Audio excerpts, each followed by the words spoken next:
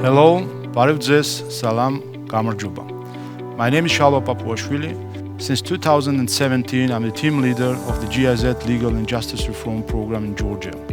But my connection with the GIZ and my involvement in the promotion of the rule of law started long before 2017, when I started to work for GIZ, at that time GTZ, in 2003 as a legal expert. Since then, with my colleagues from Armenia, Azerbaijan and Georgia, I had the privilege to be a part of the German Development Cooperation and to witness the progress which was made by our partner countries, Armenia, Azerbaijan and Georgia, during these years. Just a quick look at the current complexity of legal regulations, the quality of public service delivery, the professional knowledge of judges and lawyers, the development of the legal science is enough to appreciate the huge progress which was made by these countries during the last 3 decades. And it's a special honor for us that we consulted our partners in many of these reforms, be it a constitutional reform, be it a reform in the private law or administrative law. During the 27 years of cooperation, there were changes in topics, there were changes in priority areas and changes in fields of activities. But what remained unchanged was our holistic approach, which meant that we supported not merely the legislative reforms, but we followed up these reforms with the implementation measures, with capacity development and with awareness-raising campaigns for the society. The wall behind me visualizes very well the different priority areas during these years and shows us the whole palette of activities which were conducted together with our partners during these years, be it conferences for legal professionals or legal awareness-raising campaigns for the people in the region. So I invite you to follow me to this wall and let's have a look to some of the figures.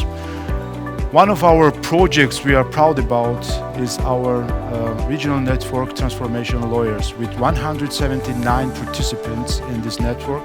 These are young lawyers which participated in regional conferences and workshops, and some of them made a huge career during these years and will also participate at the conference today.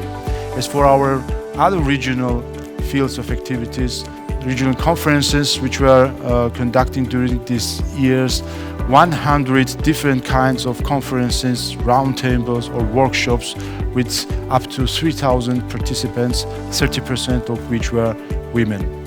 And as I already mentioned, our fields of activities are in the area of lawmaking, in the area of implementation of laws and awareness raising. During 27 years of cooperation, up to 100 new laws and legal acts were consulted by our program in the field of private and public law. During 27 years of cooperation, every year up to 1,000 professionals and lawyers participated at the trainings and conferences and workshops organized and supported by our program. And last but not least, one of the fields of activities which I am especially proud about is the development of the legal literature. 129 new textbooks, new commentaries, new legal journals were produced with the support of our project during these years. And it could be said that these new publications created a new era in legal science in these 3 countries. As many of you are aware, our initial plan was to conduct a conference on 27 years of cooperation in the beginning of March 2020, but the new reality created by coronavirus pandemic brought new normality in our private and business life, which pushed us from offline to online, from analog to digital. But fortunately, as a Homo adaptus, the mankind is doomed to adapt to the conditions which are created by the changing world. So we adapted our initial concept of the conference to the requirements of the online conference, and we hope that our event today will be an interesting event for you. During our event today, which will be with no audience in studio, but hopefully with many of you sitting behind the computer screens. We will have an opportunity to speak with our partners, with our experts on their experience in regard of 27 years of cooperation in legal and justice reform field, on their perception of what was achieved during these years, and on their views what should be still done in the future in the field of the legal and justice reform system. So I wish to all of us an interesting event, and let's switch to our podium. I would like to introduce the participants of our first panel, which will focus on review on achievements of 27 years of cooperation on legal and judicial reforms field. Ms. Tea Tsulukiani, Minister of Justice of Georgia, Ms. Nino Kadagidze, Chairwoman of the Supreme Court of Georgia. We will have a video address of the German Ambassador to Georgia, Mr. Hubert Knirsch.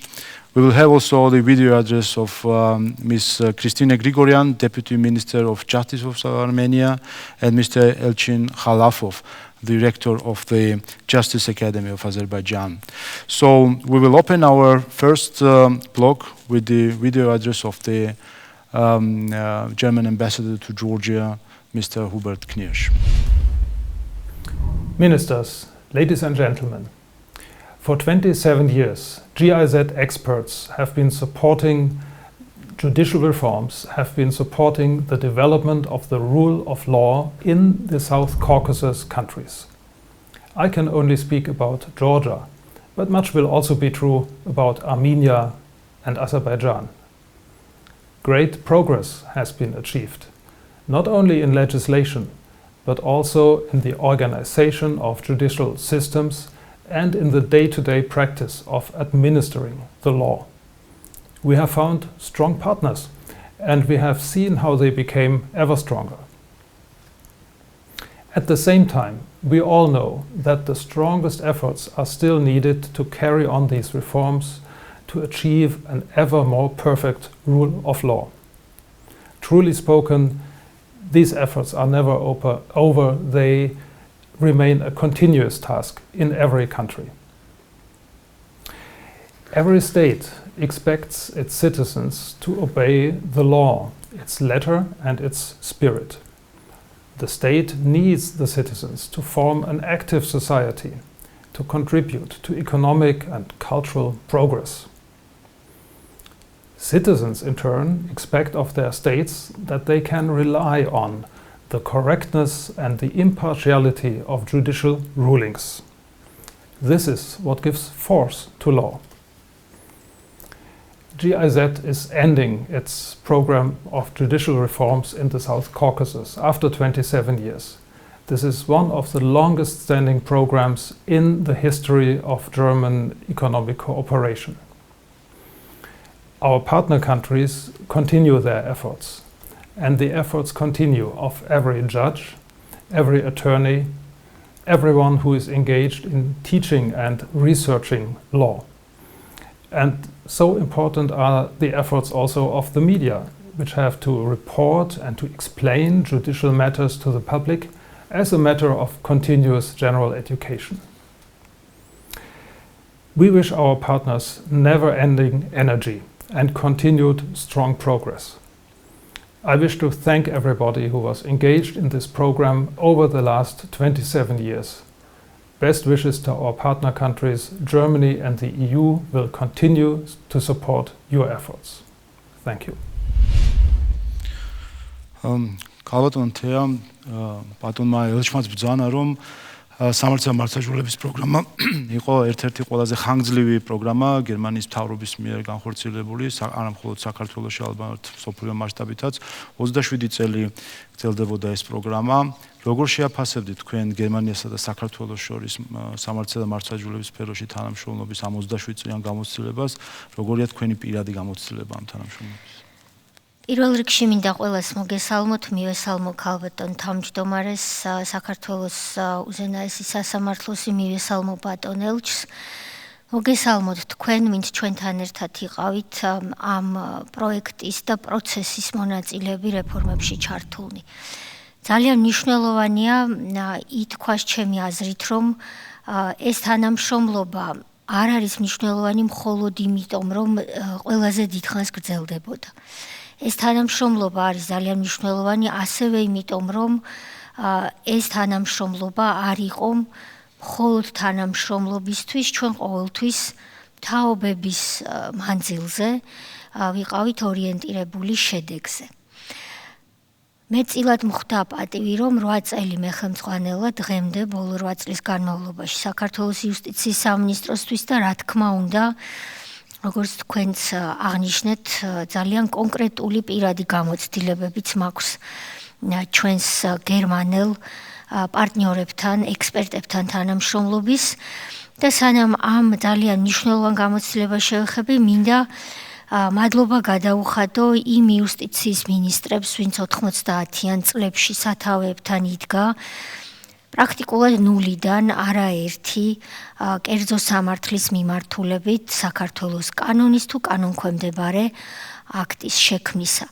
საქართველო არის ქვეყანა, რომელსაც აქვს ძალიან დიდი გამოცდილება სამართლებრივი ძეგლების შექმნის, სხვადასხვა მეფეების დროს, სხვადასხვა პროფესორების, აკადემიკოსების ღვაწლის შედეგად და ძალიან დიდი და თვალსაჩინო გამოცდილების ქვეყანაა საქართველო, თუნდაც სისხლის სამართლის მიმართულებით. მაგრამ როდესაც ჩვენ აღვადგინეთ ჩვენი დამოუკიდებლობა, გაჩნდა ძალიან კონკრეტული საჭიროებები და საჭიროება პირველი რაც დაისახა, მაშინ იყო კერძო სამართალი.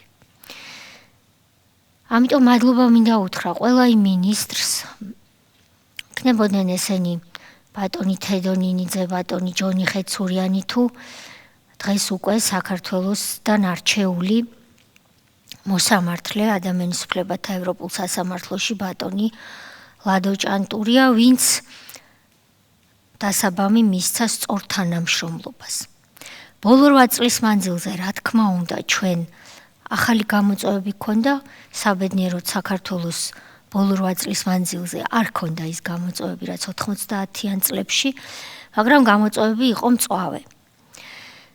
ყველა ის ექსპერტი, ვინც პირველი დღიდანვე 90-იანი წლებიდან იყო ჩართული, ჩვენზე უკეთესად, ჩემზე უკეთესად, რა თქმა უნდა, მოუთხრობს საზოგადოებას თუ რა გზა გაიარა ამ თანამშრომლობამ, მაგრამ ბოლო 8 წლის მანძილზე ჩვენ ახალი კანონები შევქმნით და გარდავქმნით ის კანონები და პირველ რიგში ვფიქრობ მეწარმეთა შესახებ საქართველოს კანონზე, რომლებიც ამ თანამშრომლობის ფარგლებში შეიქმნა პირველად 90-იან წლებში და შემდეგ ყველამ ერთად დავინახეთ, რომ სჭირდებოდა მას ახალი რეფორმა უკვე ახლებური თვალით დანახული. ეს კანონი ასევე გადახდის უნარობის შესახებ სრულიად ახალი მოდელი, რომელიც ჩვენ ერთად შევქმნით ბოლო წლების მანძილზე და საქართველოს პარლამენტში ახლა უკვე პირველი მოსმენით არის მიღებული და გაისად შევა ძალაში 2021 წელს, რომელიც პირდაპირ არის მორგებული ბიზნეს გარემოს გაუმჯობესებაზე. ეს თანამშრომლობა არის მნიშვნელოვანი.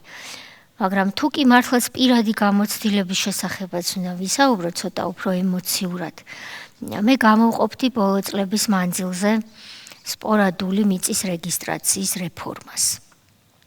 და თქვენის ნებართვით გავიხსენებდი თითოეული იმ GIZ-ის თანამშრომლის წვლილს და პირველ რიგში ბატონი თომას მეიერის წვლილს, რომელმაც მე დღეს არ შემწხვება და ვიტყვი, რომ ჩემთან ერთად ეს რეფორმა გადაარჩინა.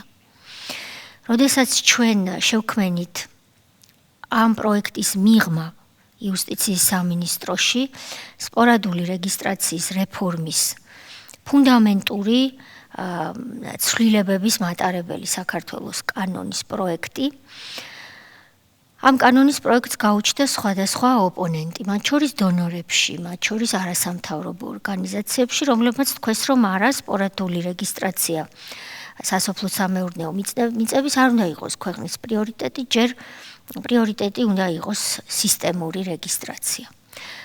არადა უნდა ითქვას, რომ იუსტიციის სამინისტროს საჯარო რეესტრი არის ის დაწესებულება, სადაც მანამ სანამ ნებისმიერ დონორთან და არასამთავრობო ორგანიზაციასთან მივა გლეხი, მოდის ჯერ ჩვენთან. შესაბამისად, ჩვენ გვაქვს ამბიცია იმისა განვაცხადოთ, რომ ჩვენ ვართ ის პირველი ფანჯარა, რომელმაც უკეთ იცის რა აწუხებს საქართველოს მოქალაქეს ხარაგაულში, ლენტეხში, მესტიაში თუ ონში.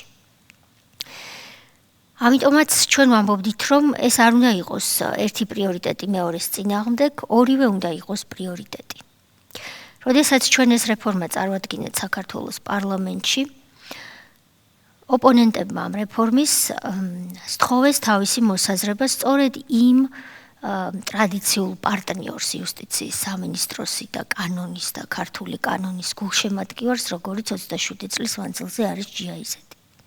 და მე არ ვიტყვი იყო მეთქი, იმიტომ რომ დღესაც მე ვთვლი, რომ GIZ-ის პროგრამა რომ შეწყდება, GIZ-ი საქართველოში მაინც დარჩება სამართლის უზენაესობის ერთგული, რომელსაც ის ქართულ ხალხთან ერთად ქმნიდა 90-იანი წლებიდან.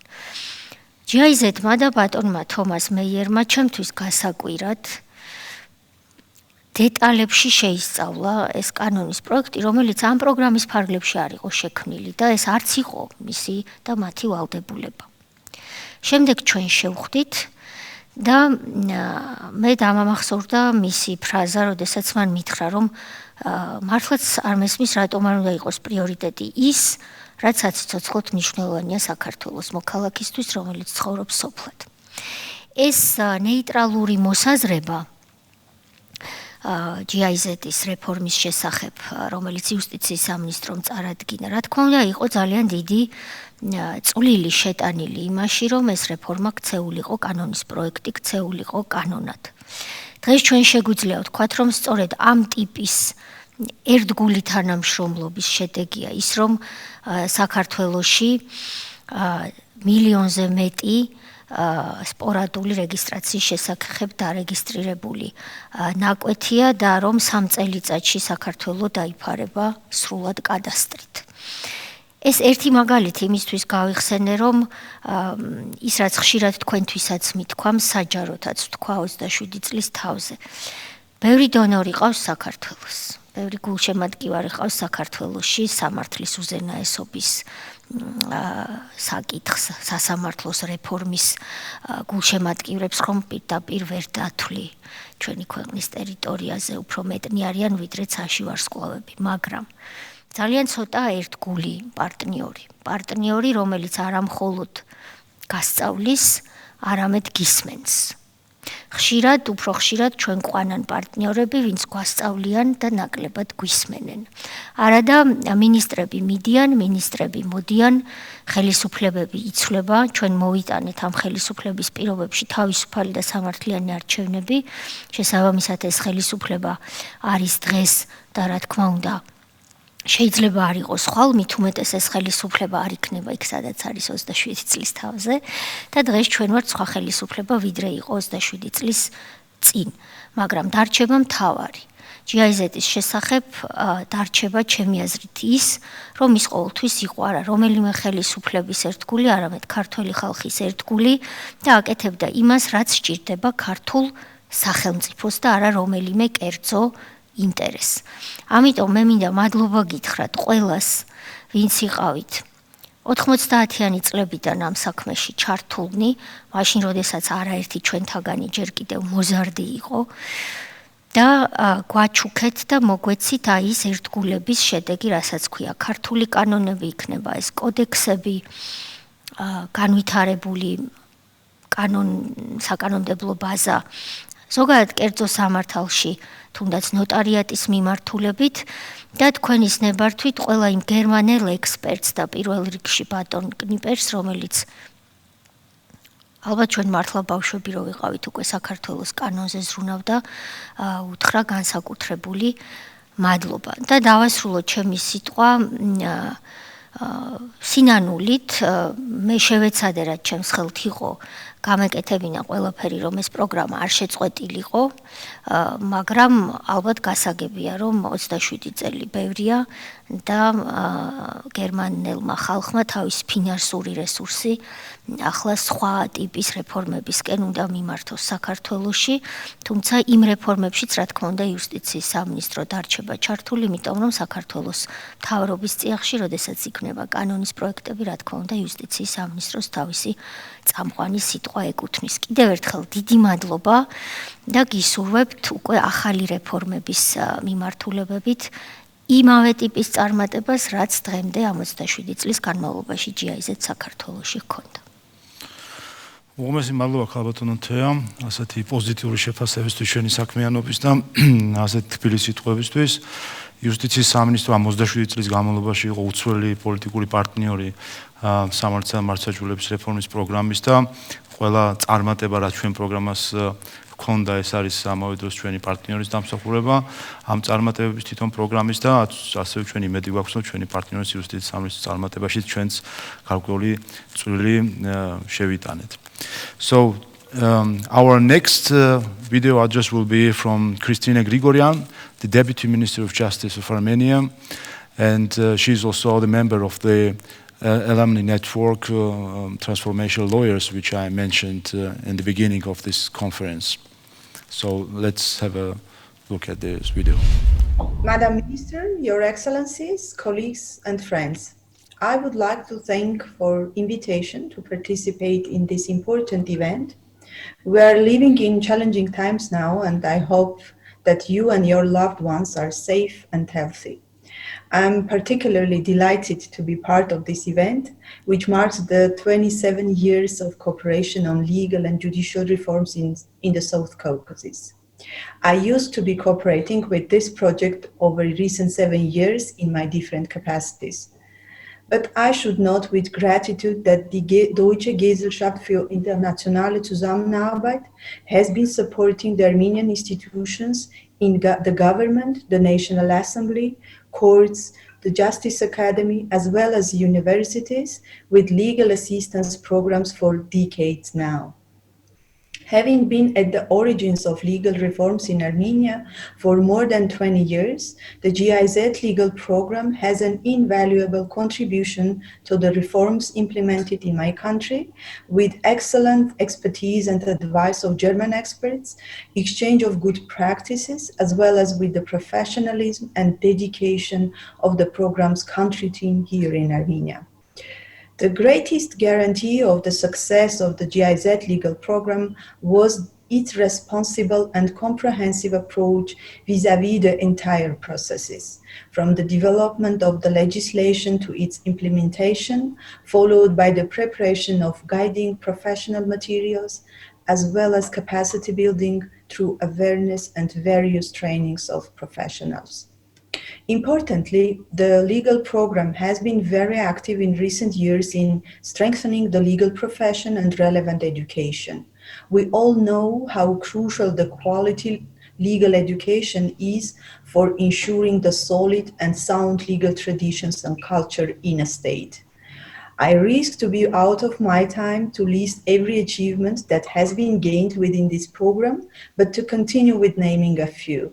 Support to development and strengthening of administrative justice system, advice to the elaboration of important legislation after the constitutional amendments of 2015, namely the law on freedom of assembly, constitutional laws on referendum, on political parties, and on constitutional court, as well as the methodological guide to the development of normative legal acts.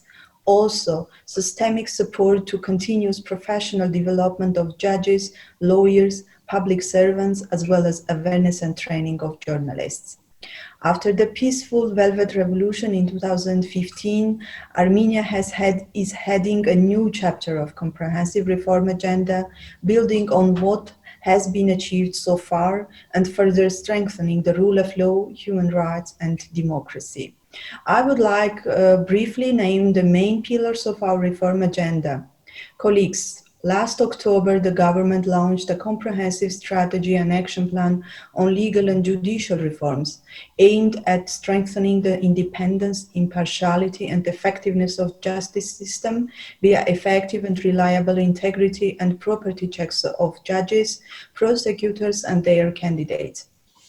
Special accent has been made to increase court efficiency through promoting alternative dispute resolution mechanisms and different e-solutions aimed at decreasing the court load as well as ensuring affordable justice delivery to the public. The fight against corruption is the next pillar of our reform.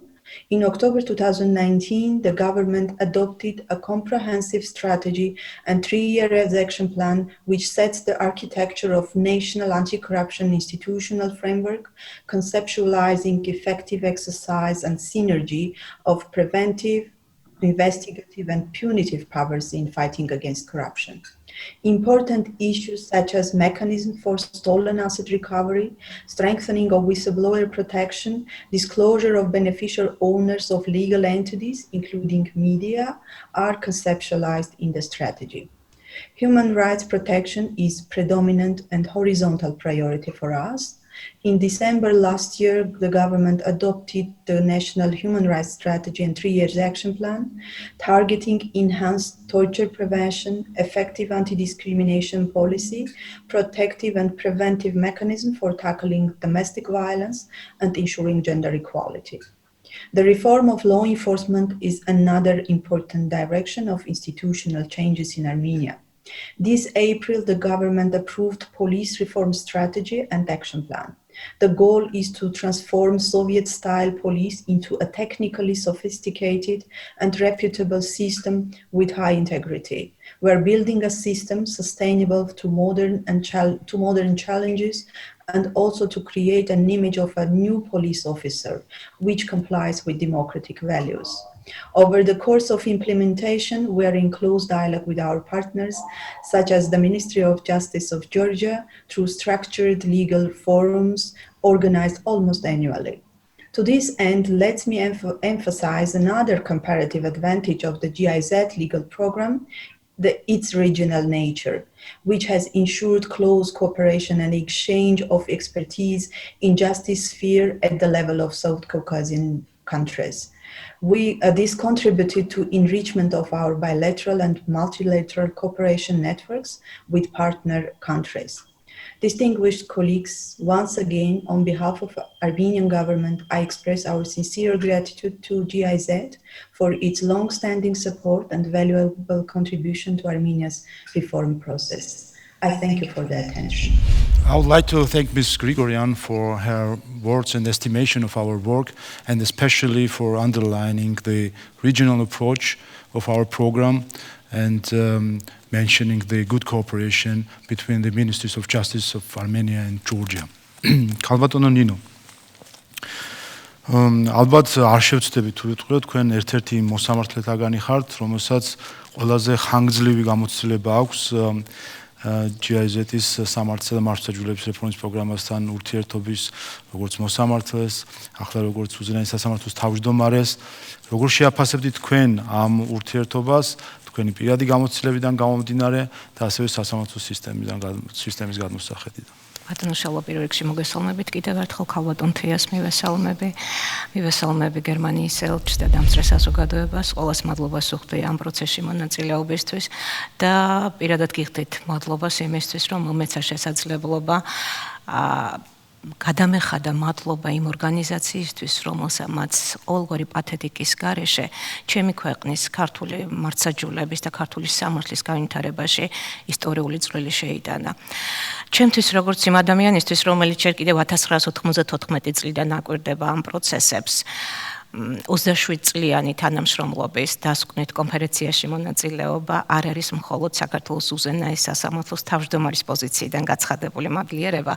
ეს არის ჩემი როგორც რიგითი იურისტის მადლიერება ამ პროექტისადმი, რამე თუ მე მომეცა შესაძლებლობა ჩემი პროფესიული განვითარების სწორედ ამ ორგანიზაციის მეშვეობით, მისი დახმარებით. თქვენ მოგეხსენებათ, რომ ჩემი კარიერა დაუკავშირა ძირითადად ადმინისტრაციულ სამართალს, რომელიც ცალსახად განვითარდა და ჩამოყალიბდა GIZ-ის მხარდაჭერით და მათი უშუალო ჩართულობით.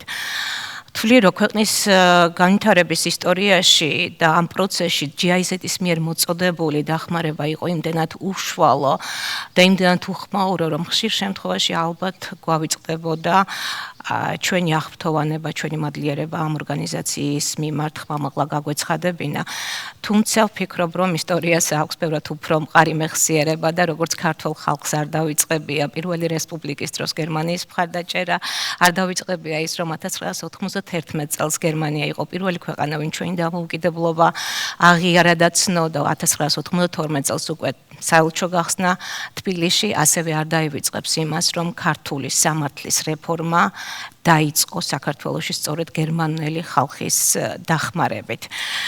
ძალიან მოკლედ მინდა შევეხო იმ პერიოდს, რაც 67 წლის განმავლობაში გავიარეთ, თქვენ იცით საბჭოთა კავშირის ნგრევა, ვარშავის პაქტი, ბერლინის კედლის დანგრევა, ამ ყველაფერმა ბუნებრივია განაპირობა ის, რომ გაჩნდა მოთხოვნილება აღმოსავლეთ ევროპაში შექმნილიყო სამართლებრივი სახელმწიფო და გადავსულიყავით საბაზრო ეკონომიკაზე, თუმცა ეს სერიოზულ ფინანსურ დანახარჯებს მოითხოვდა აგრეთვე ბუნებრივი ადამიანურ რესურსებს და სწორედ ამ პერიოდში 1992-13 წლებში თუ ზუსტად მახსოვს შეიქმნა ორგანიზაცია, სამართლებრივი მხარდაჭერის ორგანიზაცია, რომელიც ბრემენიდან ბატონი კნიპერის ხელმძღვანელობით იმართებოდა და მე მინდა ძალიან დიდი მადლობა გადაუხადო ბატონ როლფს. მე გულახდილად გეტყვით, რომ ფაქტობრივად ვერ წარმომიდგენია ეს პროექტი ბატონი კნიპერის გარეშე და ვფიქრობ, რომ ეს პროექტი ვერ იქნებოდა ისეთი წარმატებული თუ არა ბატონი როლფის უშუალო ჩართულობა, უშუალო მონაწილეობა ამ პროცესებში.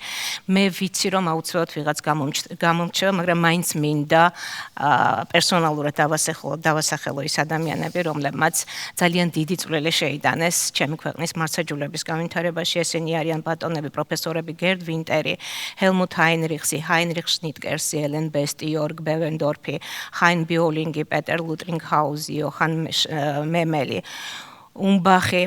ვფიქრობ, რომ მათი მხარდაჭერის გარეშე დღეს სამართლის რეფორმა საქართველოში ვერ შედგებოდა. მოგეხსენებათ, რომ გეგმიური ეკონომიკიდან საბაზრო ეკონომიკაზე გადასვლა საჭიროებდა კანონმდებლობის დახვეწას და ეს კანონმდებლობა პირველ რიგში და პრიორიტეტული იყო სამოქალაქო კანონმდებლობა და შესაბამისად ძალიან მცირე პერიოდში ჩვენ მოვახერხეთ ერთობლივად ბუნებრივია ისევ და ისევ GIZ-ის დახმარებით, რომ შეგვექმნა ისეთი მნიშვნელოვანი კანონები, როგორიც არის მეწარმეთა შესახებ კანონი, სამოქალაქო კოდექსი, სამოქალაქო საპროცესო კოდექსი, გაკოტრების შესახებ კანონი, საერთაშორისო კერძო სამართლის შესახებ კანონი და აღარ ჩამოვთვლი იმდენად დიდია ამ კანონების ჩამონათვალი და ყველა ამ კანონმა დღის სინათლე იხილა სწორედ GIZ-ის დახმარებით და მისი მხარდაჭერით. რეფორმა გაგრძელდა კერძო სამართლის, საჯარო სამართლის მიმართულებით. თქვენ მოგეხსენებათ, რომ მე კიდევ ერთხელ აღვნიშნავ, რომ ჩემთვის ძალიან პრიორიტეტული იყო როგორც ადმინისტრაციული სამართლის სპეციალისტისთვის სწორედ რეფორმის ეს ეტაპი, რამე თუ ამ პერიოდში სწორედ პროგრამა მიმდინარეობდა ორი მიმართულებით, ერთი იყო საკანონმდებლო ბაზის შექმნა, შესაბამის საკანონმდებლო ბაზის შექმნა და მეორე უკვე ადმინისტრაციული მართლმსაჯულების ჩამოყალიბების პროცესი. უმნიშვნელოვანესი ეტაპი იყო 1999 წელი კოდიფიკაციის პერიოდი, როდესაც მივიღეთ ორი უმნიშვნელოვანესი კოდექსი, მოგეხსენებათ, ეს გახდათ ზოგადი ადმინისტრაციული კოდექსი და ადმინისტრაციული საპროცესო კოდექსი.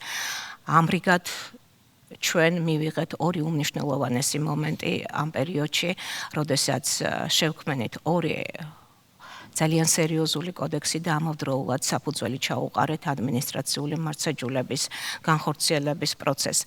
შემდეგი ეტაპი იყო უკვე განსწავლის პროცესი, ქართველი იურისტების განსწავლის პროცესი. მოგეხსენებათ თქვენ, რომ კვალიფიკაციის ამაღლება საჭიროებდა ქართული ყველა ის იურისტი, რომელიც ამ პროცესში იყო ჩართული და წლების განმავლობაში მიმდინარეობდა გერმანელი ექსპერტებთან შეხვედრები, დისკუსიები, კონსულტაციები და ამ მიმართულებით ძალიან მნიშვნელოვანი ნაბიჯები გადაიდგა, ამაში ჩართულები იყვნენ ბუნებრივია მოსამართლეები და ვფიქრობ, რომ ამ პერიოდმა გამოახდინა ქართულ იურიდიულ აზროვნებაში რადიკალური გარდატეხა და გარდაქმნა.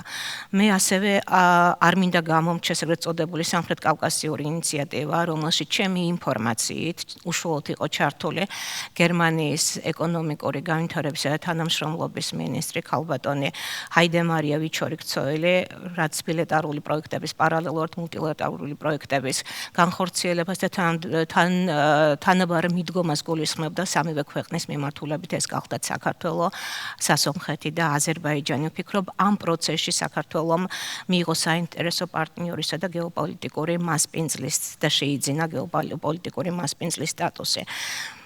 მე ვიცი, რომ 27 წელი ისტორიისთვის და სამართლისთვის არ არის დიდი პერიოდი, თუმცა ცალსახად ვიტყვი, რომ 27 წელი არის საკმარისი იმისთვის, რომ გარკვეული შეჯამება გავაკეთოთ და მე კიდევ ერთხელ აღვნიშნავ, რომ იმ ადამიანისთვის, რომელიც 27 წლის განმავლობაში ფაქტობრივად აკვირდებოდა ამ პროცესებს, ჯერ საქართველოს იუსტიციის სამინისტროდან, შემდგომ როგორც მოსამართლე სხვადასხვა ინსტანციის სასამართლოდან და დღეს უკვე შეჯამებას ვაკეთებ ამ პერიოდის საქართველოს უზენაეს სასამართლოს თავმჯდომარის პოზიციიდან გამომდინარე, ვთვლი, რომ ამ პროექტმა ჩემს ქვეყანაში ჩამოაყალიბა ქართული კანონმდებლობა, ჩამოაყალიბა ქართული მართლმსაჯულება და უფრო მეტიც ხელი შეუწყო სამოსამართლეო სამართლის განვითარებას.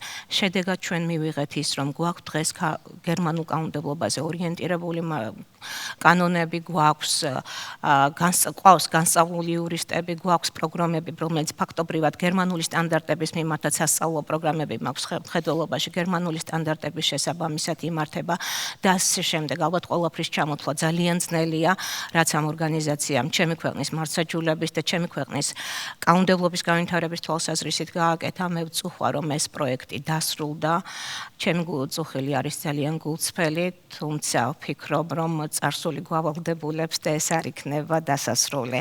ეს იქნება რაღაცა ახალი ეტაპის დასაწყისი. მე ამის იმედს ვიტოვებ, თუმცა ალბათ სხვა კონტექსტში, სხვა მიმართულებით და ბოლოს მე მინდა ყველას ძალიან დიდი მადლობა გადაუხადო ამ პროექტში მონაწილეობისთვის.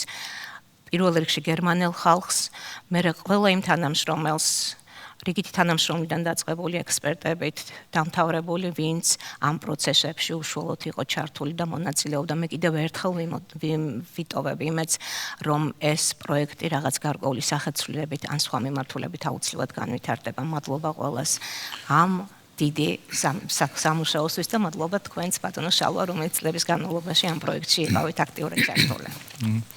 მადლობა ამ შეფასებისთვის.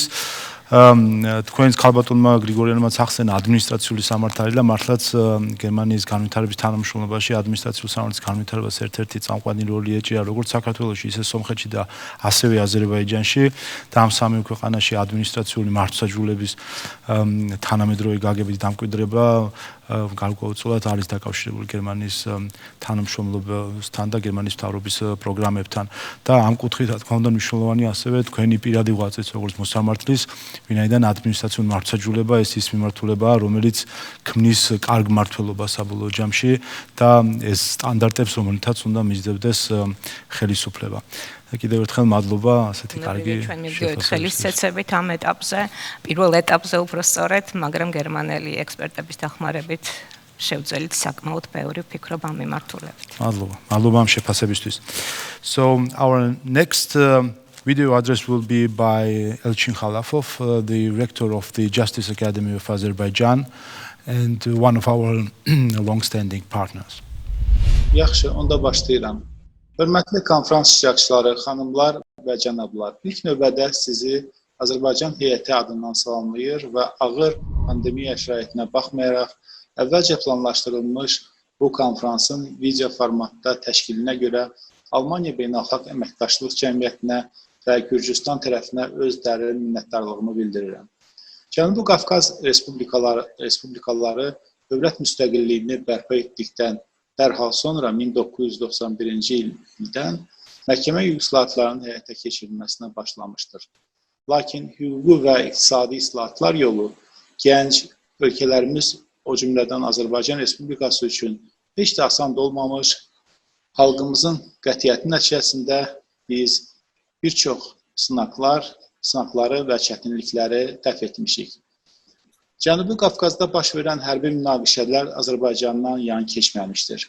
Qonşu Ermənistan Respublikası tərəfindən Dağlıq Qarabağ daxil olmaqla ərazimizin 20% işğal edilməsi, bunun nəticəsində ölkəmizə misli görünməmiş insani, mənəvi, iqtisadi ziyan vurulması, Respublikamızda 1 milyondan çox qaçqın və məcburi köçkünün olması məhkəmə hüquq islahatlarının gedişatına mənfi təsir göstərmişdir. Lakin 1993-cü ildən Azərbaycan xalqının milli lideri Heydər Əliyevin səyləri nəticəsində Azərbaycan dövlətçiliyinin möhkəmlənməsi sayəsində mühüm işlər görülmüş, həmçinin məhkəmə hüquq sistemində islahatların təməli qoyulmuş bir sıra beynəlxalq layihələr, o cümlədən 1997-ci ildən Almaniya Beynəlxalq Əməkdaşlıq Cəmiyyəti ilə birgə Azərbaycanda məhkəmə hüquq islahatlarına dəstək layihəsi fəaliyyətə başlamışdır.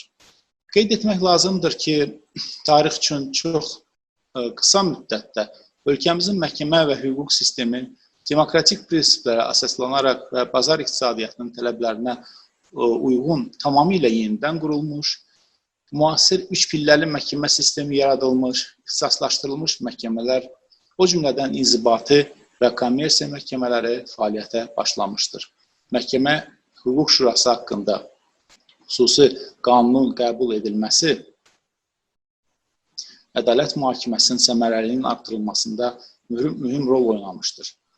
Dövlət orqanları sırasında ilk dəfə olaraq hakimlərin seçilməsi prosesində test üsulu ilə imtahanın tətbiq edilməsi, hakimlərin müddətsiz təyinatı, onların fəaliyyətinin qiymətləndirilməsi qaydası təsbit edilmişdir.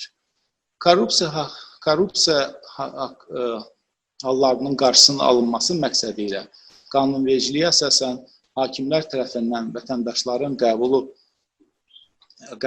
qadağan edilmiş, məhkəmə fəaliyyətinin şəffaflığının təmin olunması məqsədi ilə yuxarı instansiya məhkəmələrin bütün qərarlarının, habelə onlarla birlikdə yeni məhkəmələrin ləğv edilmiş və dəyişdirilmiş qərarlarının dərci nəzərdə tutulmuşdur. Respublikamızda hüquq islahatlarının uğurları əsas etibarı ilə Avropa standartlarına uyğun olan mütərəqqi qanun və məcəllələrin qəbul edilməsi hesabına olmuşdur. İlk növbədə məhkəmə fəaliyyətini tənzimləyən qanunvericilik bazasının Avropa Şurasının ekspertləri ilə birgə ətraflı tədqiq edilməsi məqsədi ilə Azərbaycan və Avropa Şurası tərəfindən birgə işçi qrupları yaradılmış, gərgin və intensiv müzakirələr aparılmış, ətraflı fəaliyyət planlarını hazırlanaraq həyata keçirilmişdir. Bu məsələlərdə Almaniya Beynəlxalq Əməkdaşlıq Cəmiyyəti ilə birgə həyata keçirilən layihələr çərçivəsində Almaniyadan olan ekspertlərin fəaliyyəti xüsusilə vurğulanmalıdır.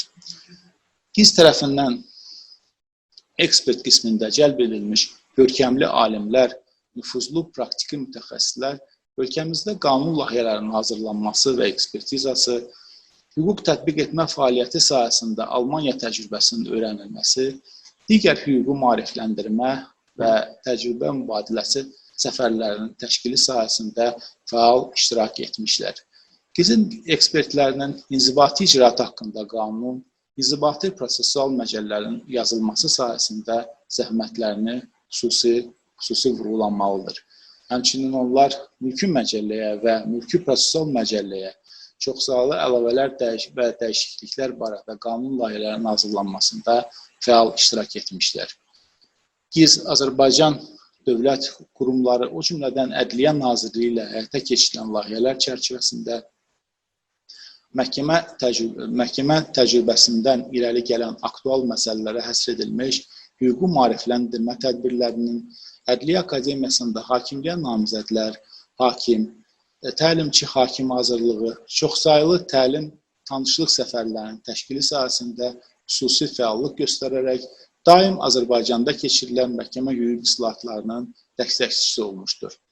Həmçinin Gizin iştirakı ilə Azərbaycan Respublikasının Konstitusiya Məhkəməsi, Vəkillər Kollegiyası və Bakı Dövlət Universitetinin Hüquq Fakültəsində inzibati icraat hüququnun tədrisi, bələdiyyələrin, kütləvi informasiya vasitələrinin fəaliyyəti ilə bağlı bir sıra birgə proqramlar icra edilmiş, həmçinin bu sayədə beynəlxalq konfranslar, dərmi masalar, seminarlar təşkil olunmuş, və layihələr keçirilmişdir. Beləliklə, müstəqillik qazandığımız ötən 29 ildə aparılan məhkəmə hüquq islahatları və bu islahatlara beynəlxalq təşkilatlar tərəfindən göstərilən dəstək ölkə iqtisadiyyatına öz müsbət təsirini göstərərək bazar münasibətlərinin inkişafı üçün möhkəm hüquqi zəmin yaratmışdır. Azərbaycan Respublikanın nəinki Cənubi Qafqazda, bütövlükdə NDB məkanında iqtisadi cəhətdən güclü dövlətə çevrilmişdir. Hörmətli konfrans iştirakçıları, hal-hazırda ölkəmizin sürətli iqtisadi tərəqqisi, yeni ictimai münasibətlərin formalaşdırılması, məhkəmə fəaliyyətinin daha da təkmilləşdirilməsi, xüsusilə islahatların dərinləşdirilməsini şərtləndirmişdir.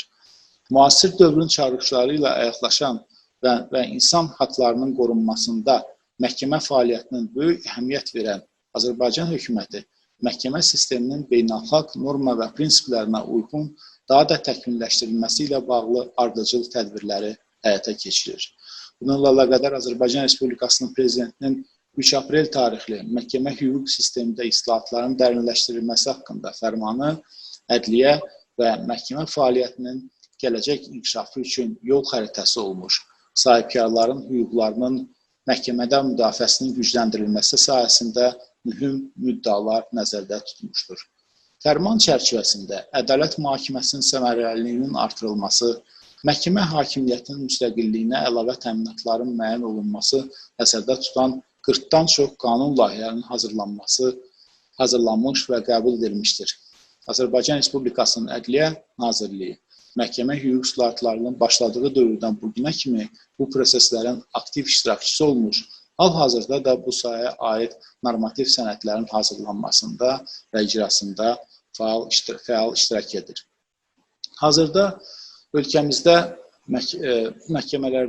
məhkəmələrə əlçatanlığın və müraciət imkanlarının yaxşılaşdırılması, sahibkarların hüquqlarının müdafiəsində məhkəmə təminatı, məhkəmə qərarlarının icrası işinin yaxşılaşdırılması, sahibkarların və digər tələbkarların hüquqlarının bərpası, müasir texnologiyaların tətbiqi və elektron məhkəmə, elektron icra informasiya sisteminin imkanları və ədliyyə sahəsində digər innovasiyaların tətbiqi prosesi sürətlə davam edir. Görülmüş kompleks tədbirlər nəticəsində cəmiyyətdə məhkəmələrə inam xeyli artmış, artıq insanlar pozulmuş hüquqlarının bərpası üçün məhkəməyə müraciət etməyə daha çox üstünlük verirlər. Hörmətli konfrans iştirakçıları, 29 il müstəqillik dövründə həyata keçirilən məhkəmə hüquq islahatlarının 27 ili gizlə hüquqi əməkdaşlıq çərçivəsində keçmişdir. Bu müddət Azərbaycanda hüquqi düşüncə və proseslərə hüquqi yanaşma mexanizmlərini yenidən qurulmuş, əhalinin hüquq mədəniyyəti yüksəlmişdir.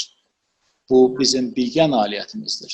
Xüsusilə vurğulamaq istərdim ki, Almaniya Beynəlxalq Əməkdaşlıq Cəmiyyəti tərəfindən həyata keçirilən layihələr Azərbaycanda hər zaman yüksək qiymətləndirilir və öz praktiki zəruriliyi ilə səciyyələnmişdir.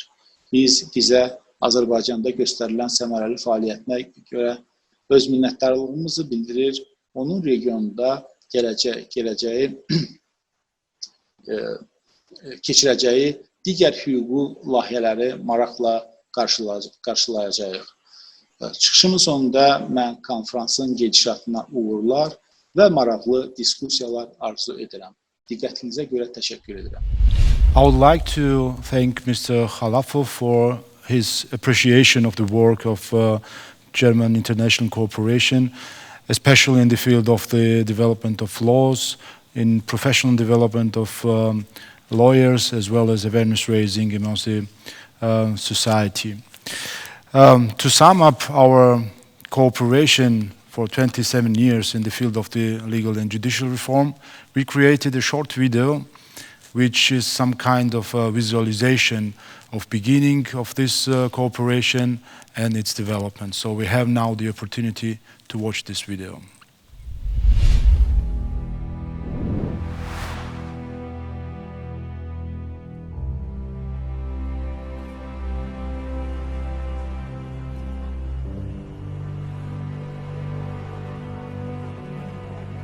Yes, I'm Thomas Meyer. I'm since 2014 head of the Legal and Judicial Reform program for the South Caucasus.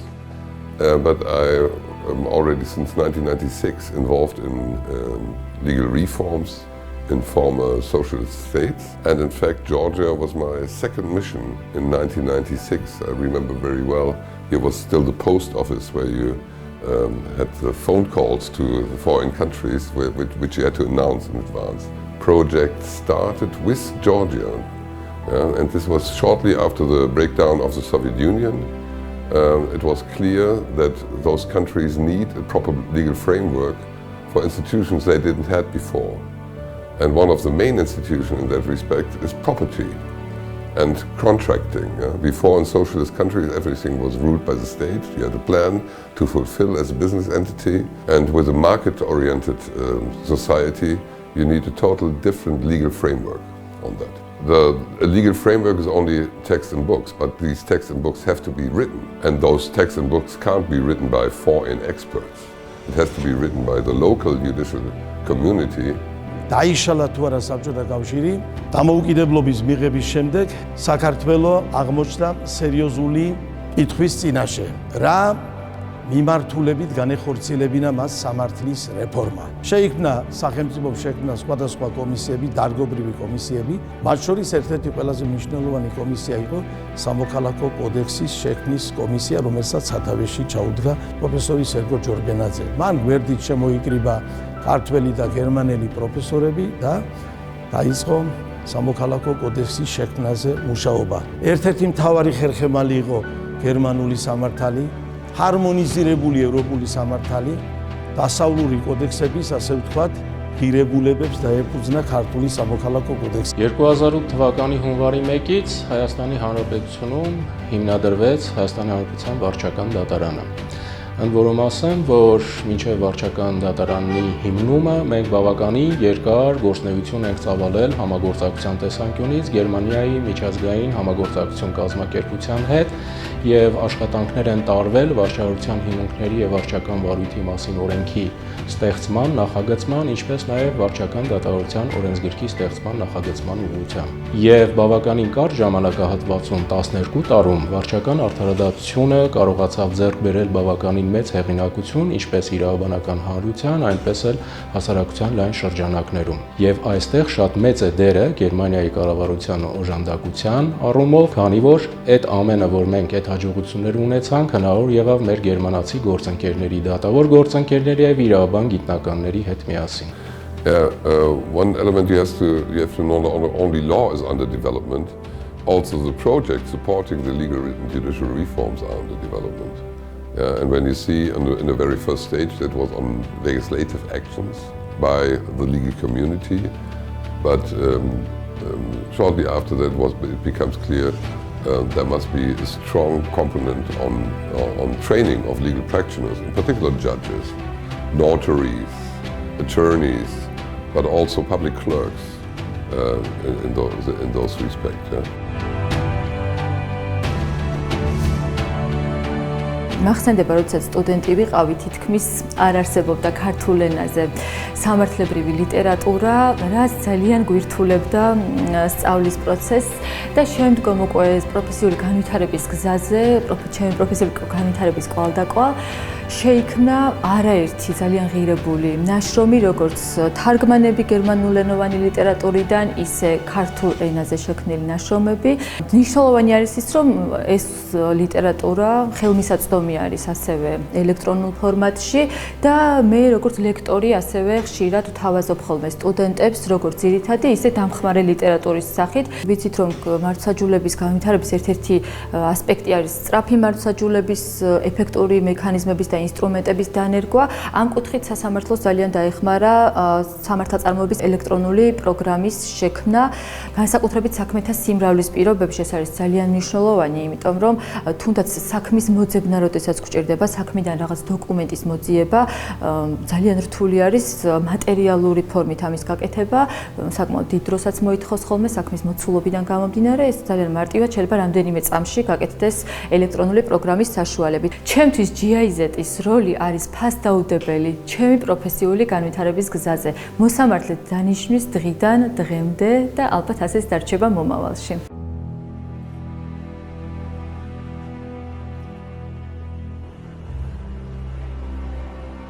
Bakı Apellyasiya Məhkəməsinin hakimi Abidin Hüseynov, mən hesab edirəm ki, GIZ-in Azərbaycanda keçirdiyi hüquq proqramı mənim həyatımda, hakim kimi fəaliyyətimdə çox böyük rol oynayıb.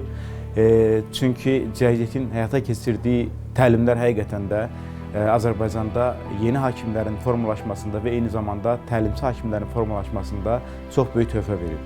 Və mən hesab edirəm ki, bu töhfənin ən böyük yükü də GIZ-in mütəxəssislərin üzərinə düşüb.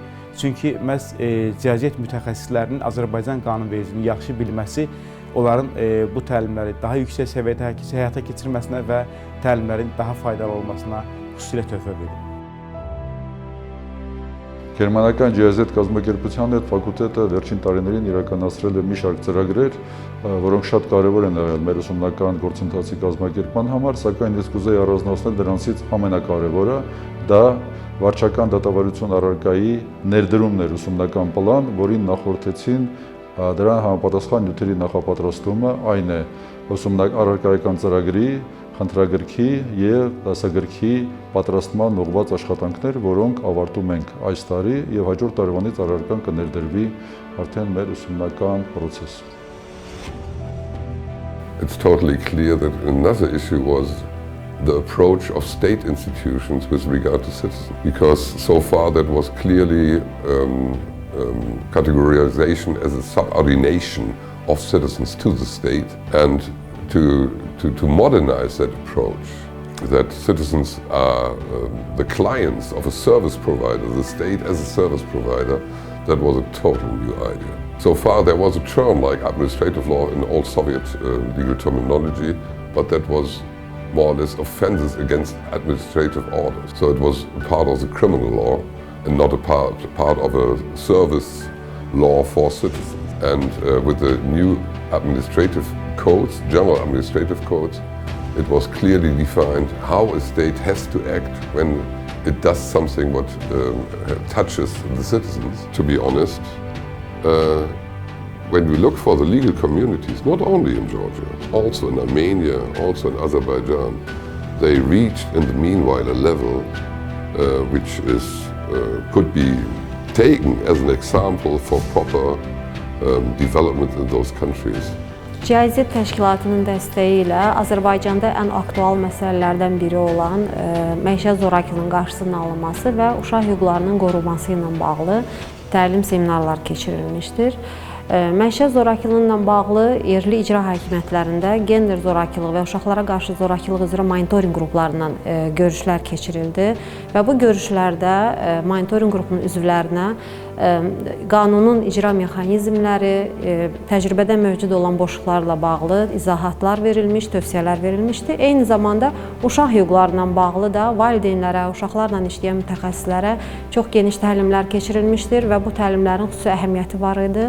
İnsanlar bilmədikləri bir çox məsələlər məhz bu təlimlərdən öyrənə bilmişdilər. ԵՊՀ իրավաբանական կլինիկան GIZ-ի հետ իրականացրել է իրավունք բոլորի համար ծրագիրը, որի շրջանակներում այցելել ենք Հայաստանի մարզերի տարբեր դպրոցներ եւ աշակերտներին իրազեկել իրենց հիմնական իրավունքների վերաբերյալ։ Ծրագրի նպատակը հասարակության երիտասարդ շերտի մոտ իրենց հիմնական իրավունքների իրազեկումն է, ինչպես նաև հնարավորություն ենք ստեղծել մեր ուսանողներին իրենց սովորել իրենց հիմնական իրավունքները եւ հետո նոր սովորեցնել իրենց կրտսեր ընկերներին։ Այս ծրագրի շրջանակներում նաև մասնակցել են դպրոցի ուսուցչական կազմը, որը հնարավորություն է ընձեռել նաև հասարակության ավելի լայն շերտերին իրազեկել իրենց իրավունքների վերաբերյալ եւ ապահովել հասարակության իրավագիտակցության ավելի բարձր մակարդակը։ We are totally convinced that the legal communities will continue with their efforts to further and further develop, and that they do that also in cooperation with international partners, also with German partners. Cooperation in legal reform will not end only because GIZ is more or less focusing on another area of governance, but will continue.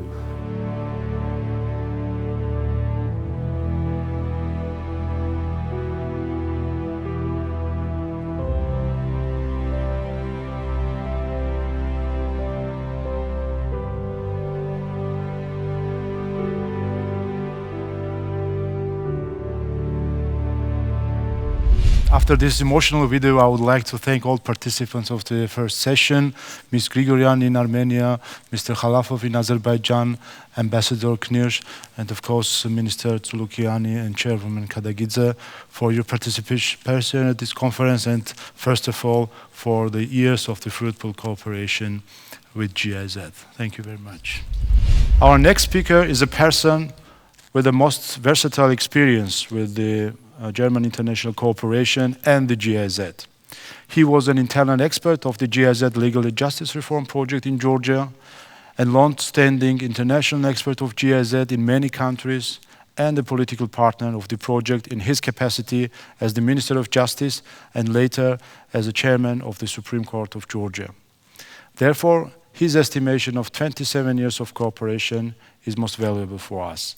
Our next speaker is Professor Ladu Chanturia, Judge of the European Court of Human Rights. Dear colleagues, dear friends, first of all, let me express my warmest thanks to the organizers of this online conference and my sincere congratulations for the documentary, which precisely reflects the very moment of wonderful cooperation between the GIZ and all our countries, with key players within this international, very successful legal cooperation. I only regret that such an important event will be held remotely, and unfortunately, we are deprived of an opportunity to see key players of the revolutionary process of legal reforms in person. It goes without saying that the German-Georgian legal cooperation in the field of legal and judicial reforms led to revolutionary fundamental changes of Georgian legal system and legal culture. Two persons, two individuals stood at the beginning of this historically remarkable and unique journey, to whom we all to express our gratitudes, Professors Sergei Jorbenadze and Rolf Knieper.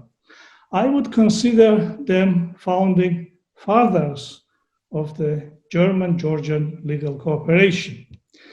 It is needless to say how vital the law reform was for Georgia after the collapse of the Soviet Union and soon after the gaining of state independence. The outdated laws of the communist regime needed to be replaced by new ones applicable and compatible with the rule of law, democracy, market economy, private initiative, and private property, which all were forbidden under the communist regime. The absence of knowledge of new laws necessary for market economy, democratic society, state governed by rule of law in Georgia triggered the necessity of international legal cooperation. The first visit of German Minister of Foreign Affairs, Hans-Dietrich Genscher, in April 1992 to Georgia was followed by the official recognition of Georgia state independence by Federal Republic of Germany. Eduard Shevardnadze, then head of State Council of Georgia, asked his former colleague and friend, among others, to help for his support in reforming Georgian law. In few months later, on behalf of German government and GIZ, that time was called GTZ, Professor Rolf Knieper visited Georgia, met with Professor Sergei Jorbenadze, who was chairing the Civil Law Reform Commission. They started the German-Georgian legal cooperation, which now comes after 27 years of extremely intense, fruitful, and constructive cooperation to an end. The decision to reform the Georgian law with support the European German experts was a political decision which paved the way towards the Europeanization of Georgian law. It gave incentive for further European integration of the country. For example, the ratification of European Convention on Human Rights, and finally, it led to the association agreement and free trade agreement with the European Union. Fortunately, it is the not final stage and final point of Georgia's European aspiration. One might ask, what are the main results of this international legal cooperation with the GIZ, and why are we celebrating this event? You have already seen our colleagues from Armenia, Azerbaijan, and Georgia, and our German colleagues in this documentary. They expressed already the main results and also necessities in field of legal and judicial reforms. But I would like to highlight, in my view, the main results, main achievements of this very successful legal cooperation between the GIZ and Georgia. The new civil code and other laws reflecting the best practices of the developed legal systems have been adopted. New methods of drafting of this law, previously unknown, have been introduced. Private law emerged. As I mentioned, the private law was forbidden under the communist regime. And based on this new private law, thousands of Georgian companies and entrepreneurs were incorporated. I would say that new Georgian economy is based exactly on this new private law. So, new legal literature based on these new laws emerged. And you have seen the opinion of judges, how important the legal literature is in order to implement new laws. New methods of commentary and research were developed. The link between the court praxis and legal science was established by means of publication of the judgments and decisions of the Supreme Court and other courts. The new case law based on new laws has become available to legal scientists. And it was for the first time in the Georgian legal history. Institutional reforms for judiciary, notary, bar, or other legal professions have been carried out. I would add with a broad international support. Legal education was reformed. New methods of teaching law at the law schools were introduced. And the most important point for me is the new generation of the Georgian lawyers, backed with new knowledge, has emerged.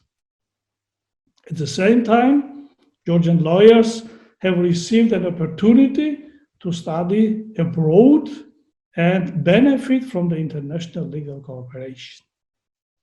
Since 1999, the bilateral cooperation was extended to other South Caucasus states, and we received an opportunity to exchange our experiences, but also our challenges with our colleagues from Armenia and Azerbaijan. The so-called South Caucasus Initiative of the Federal Republic of Germany brought together lawyers from Armenia, Azerbaijan, and Georgia, and it was a very significant step within the legal cooperation with the GIZ. These 27 years of hard work by a high number of participants, lawyers, judges, notaries, and professors who contributed to the emergence and development of the new legal culture have significantly affected the Georgian law and society. I would say GIZ has become a brand of successful international legal cooperation. I had the pleasure and privilege to be involved from the beginning in this remarkable process of legal transformation and legal reforms. We realized that the adoption of new laws was a significant step, but it was not necessary in order to implement the laws and to transform law in books into law in action. Therefore, for example, some significant problems should be solved. First, for lawyers who were trained under the previous legal system, it was a difficult task to become familiar with the new laws. The absence of special literature, such as textbooks or legal commentaries, made it almost impossible to apply new laws. Second, the old public institutions did not fit new laws. Institutional reforms, first of all, of the judiciary, were required and implemented. And third, the general public's awareness of the new laws was crucial. In all these fields, the German-Georgian cooperation, supported by the federal government of Germany, Federal Ministry of Development and International Cooperation, and implemented, as I said, by the GIZ, German International Cooperation, has played a leading role. I would like to draw attention to one more aspect of the international legal cooperation.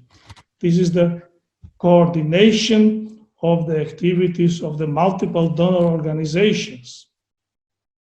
The approach of the GIZ has always been very constructive. Many projects have been carried out in close cooperation with other international organizations, and one of the examples that immediately comes to mind is the second edition of the commentaries to the new Civil Code of Georgia. So, an epoch of legal development comes unfortunately to an end. All participants, stakeholders, decision makers should be proud of this remarkable heritage of an international cooperation which formed legal foundation of a new state and society. I do hope that the legal cooperation will be continued and new ways, new opportunities for this will be found. At this stage, once again, I want to thank you for your attention, and once again, I want to express my warmest thanks to all our colleagues, friends who were successfully involved in this excellent cooperation. I would like to thank Professor Ladu Chanturia for his comprehensive overview of 27 years of cooperation in legal and justice reforms field. As for our next speaker, he is maybe the best known German professor in the post-Soviet countries. I would not overestimate if I say that he played the most crucial role in introduction of modern private law in the post-Soviet countries. And this is true also for Georgia, Armenia, and Azerbaijan. He was the first German expert who came to Georgia in the early 90s to support the Georgian government in development of the new law on entrepreneurs and new civil code. The two laws which laid down the foundation for the market-oriented legal system. So let's switch to our next speaker, Professor Rolf Knipper, who will talk about his experience of 27 years of cooperation in the South Caucasus. Who would have thought 27 years ago, when first timid steps were made to find common ground for cooperation, or even 23 years ago, when we all knew already a bit better and the German government and the GIZ felt comfortable enough to declare during a conference in Bremen that they considered legal and judicial reform a long-term engagement necessitating continuous and long-term financing effort, that indeed the multifaceted programs and projects to put these reforms into practice would only end in 2020, with many actors and observers on all sides expressing serious concerns that the closing might come too early. Further, who would have thought 27 years ago that this conference closing was planned to take place in one of the many posh and elegant hotels in Tbilisi, a dynamic, rich, confident, and beautiful city, and that it could have taken place in, if not blocked for political reasons, in one of the many posh and elegant hotels in Baku or Yerevan, both equally highly attractive cities, where 27 years ago there was misery, depression, power cuts, and water shortage. I recall that we drafted the Georgian Civil Code clothed in winter coats and shawls. It goes without saying that I'm happy, honored, and flattered that you chose me to give this address. I do it with all the more pleasure and satisfaction since I can testify without a shred of doubt that in all three countries of the Caucasus, the economic and social progress has been remarkable, incredible, and unforeseeable. I do not want to say that everything is fine, that social and economic inequality and poverty are not longer an issue, and that anybody should be satisfied with a situation where a military conflict is looming as an open wound, hindering sustainable development in the region and a complete regional approach to cooperation. What I want to say, however, is that an observer who has come here for the first time 27 years ago and comes back now to compare the three countries cannot but state that the hopelessness, the misery, the lack of private perspective for a good life, and the lack of public infrastructure, without which no society can prosper, that all this has been overcome. It would certainly be preposterous to claim that all this is owed to legal and judicial reform. However, I do find a lot of truth in the conclusions of Nobel Prize laureate Douglas North's research on economic history that, and I quote, the inability of societies to develop cost-effective, low-cost enforcement of contracts is the most important source of both historical stagnation and contemporary underdevelopment in the Third World.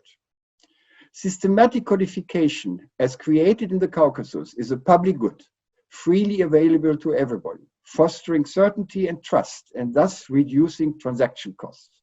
And the administration of justice is part of social infrastructure. It is an element of a cost-efficient justice when, as firmly established in Armenia, Azerbaijan, and Georgia, the sovereign rights and obligation of the state administrations are clearly and transparently defined in public law, when formal title to property of movable and immovable assets, as well as other jura in rem, are clearly defined, rights and obligations, contractual relations are firmly established in private law, and when procedural law guarantees access to justice to every citizen. It came as no surprise when, in the wake of unsuccessful structural adjustment programs and shock therapies of privatization, the World Bank confirmed in its World Development Report of 2017 that empirical studies have revealed the importance of law and legal institutions to improving the functioning of specific institutions, enhancing growth, promoting secure property rights, improving access to credit, and delivering justice in society. Quote end. The assumption is evidenced by empirical data on the expenditure by private persons for judicial and legal services in common law and in civil law jurisdictions. It is well documented that in jurisdictions with a systematically codified law, expenditure is less than half or even 1/6 if compared to the United Kingdom, to Ireland, or the United States. Inevitably, such a statement will provoke issues of legitimacy of legal reform cooperation. One school of legal thought asserts that all legal transplants are doomed to fail since they underestimate and violate the specificity of legal national cultures, its Germanness, Englishness, Armenianness, Azerbaijanness, or Georgianness. Further, in a widely read study of 2019, Krastev and Holmes opine that the imposition and imitation of so-called Western normative concepts of democracy and the rule of law have led countries like Hungary, Poland, and Russia to a nationalistic populism as backlash and rejection of imitation. We have consistently tried to dissipate such doubts and attacks. Most importantly, though, the history of the Caucasus has always been part of the history of the Mediterranean and of Europe. We do not need to go back to Geckhardt and the Golden Fleece and the Georgian Code of Vachtank of 1723, which builds explicitly on Armenian, Christian, and European law, and to German immigration to Azerbaijan, Armenia, and Georgia as from the 18th century, to understand the closeness of cultural relations and cross-fructifications between the Caucasus, Germany, and Europe. We are also entitled to refer to the Russian and then Soviet legal traditions, which were deeply influenced by continental European law, despite all ideological aberrations. Indeed, there has not been an imposition or imitation of German and European law in the Caucasus. During the reference conference in Bremen in 1997, all participating states and organizations agreed in unanimous conclusions of Bremen, and I quote, that a coherent legal system, the implementation of which is guaranteed by the state, is a fundamental and indispensable prerequisite of democracy and market economy, quote end. It fits to this general observation that whenever results of our cooperation came under attack, such as the civil code in Georgia some 15 years ago, or parts of the civil code in Azerbaijan, the attack was not motivated by an alleged Azerbaijani or Georgian identity, but by the wish to imitate the USA. We learned early on that the drafting of one or the other piece of legislation was not an appropriate answer to the enormity of the transition in the post-Soviet societies. The drafting of the constitution, the law on entrepreneurs, or the civil code engendered the necessity to engage in the creation of procedural enforcement in insolvency codes, which in turn engendered the recreation of the organization of courts and other legal professions, from lawyers via notaries to bailiffs, which in turn engendered the necessity to provide for training, for the creation of forms to facilitate the professional activities, for the publication of texts and court decisions, but also of training material and legal literature, and for the modernization of university curricula. One of the intended characteristics of the program was the stability of the personnel. Only 3 persons, Zeno Reichenbecher, Thomas Meyer, and I, have headed the program during almost 3 decades.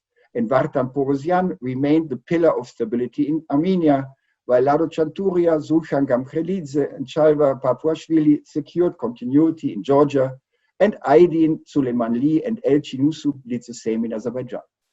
Codes, laws, and statutes were drafted. Despite slightly different speed and priorities, we can state today that the 3 countries have enacted modern legislation for the core areas of private and public law. They are substantially comparable, similar, and compatible. That does not mean that drafting effort can stop. It is a never-ending exercise, especially acute in countries which have emerged from a long Soviet period.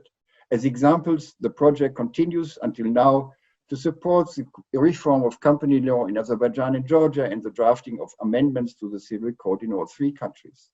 As to training, in all countries, continuous efforts were undertaken to secure training of all professionals on all levels. As to university teaching, I want to refer to a casebook and solutions in civil law, which I have written together with a group of Armenian scholars and a group of Azerbaijani scholars and practitioners to present the technique of deciding and motivating decisions in civil law disputes, one in accordance with Armenian and the other one in accordance with Azerbaijani law. Finally, I want to mention scientific literature in the form of a commentary to the Armenian constitution and to the Georgian civil code. Although these activities come to an end in the present setting, I refuse to qualify my words as a type of necrology. Why? because I firmly believe that the Caucasian-German cooperation for legal and judicial reforms will change its structure, but will continue under different forms.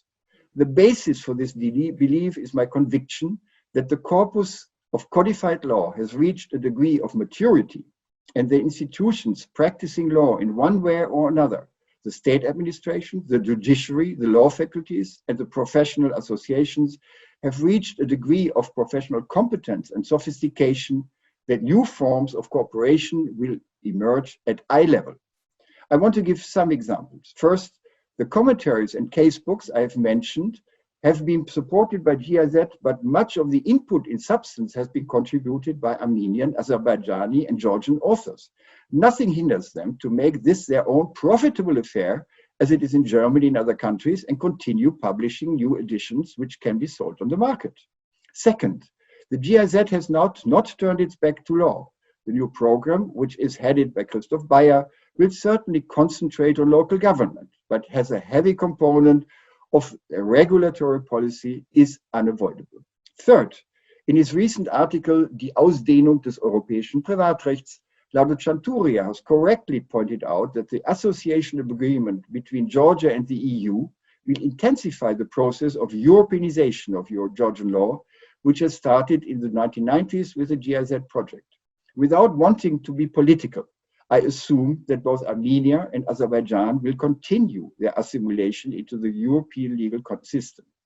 This opens a great opportunity and necessity of cooperation between the EU and its member states on the one hand, and the Caucasian states on the other, where German experts, thanks to the tradition of cooperation established by the GIZ project, are well placed today to play an important role. Fourth, the membership of the Caucasian states in the Council of Europe, the European Court of Human Rights, and the Venice Commission is a powerful long-term basis and instrument for a continuous dialogue and cooperation in the spheres of constitutional but also of administrative law. Fifth, all Caucasian states are also members of the International Association of Judges, and Armenia and Georgia are members of the International Union of Notaries, with Azerbaijan being close to membership. This leads to an intensive exchange and cooperation on issues of the role and the law of the professions. Sixth, at a different level from the cooperation of professional associations, I know of sometimes informal and sometimes formalized cooperation between German courts and courts of the Caucasian states. Much more could be said, because the topic is so rich, our collective experience is so diversified, and legal and judicial reform is a never-ending story in all countries of the world. However, I must end here and close my remarks by confessing an enormous sentiment of privilege, satisfaction, pride, and humility to have been part of these incredible developments and adventures. Danke. I would like to thank Professor Knipper for his impressive and motivating speech, as always.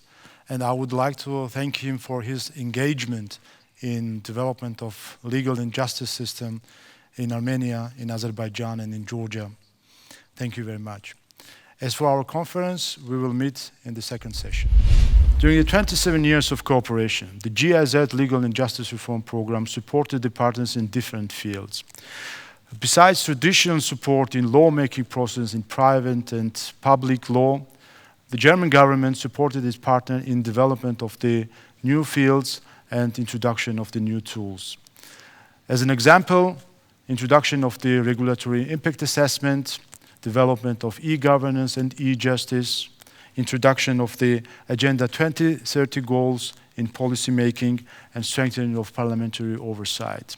Our next guests are the representatives of government and judiciary, who were the main actors in the implementation of these reforms. So it will be of special interest to hear from them the story of this cooperation and to learn what should be the next steps which must be done in this area to strengthen further the legal and justice system in these countries. I would like to welcome the participants of the second session, Ms. Zia Todua, the judge of the Supreme Court of Georgia, Ms. Katerina Kardava, the head of the Civil Service Bureau of Georgia, and we will have also the speakers from Armenia and Azerbaijan. Particularly, it will be Mr. Arsen Mrkchyan, Chairman of the Civil Court of Appeal of Armenia, Ms. Elshana Valieva, the Judge of the Supreme Court of Azerbaijan, Ms. Anahit Manasyan, Vice Rector of the Academy of Justice of Armenia, and Mr. Khagani Mamadov, Chairman of the Administrative Chamber of the Supreme Court of Azerbaijan. So we will start our second session with the video address of Arsen Mrkchyan, the Chairman of the Civil Court of Appeal of Armenia.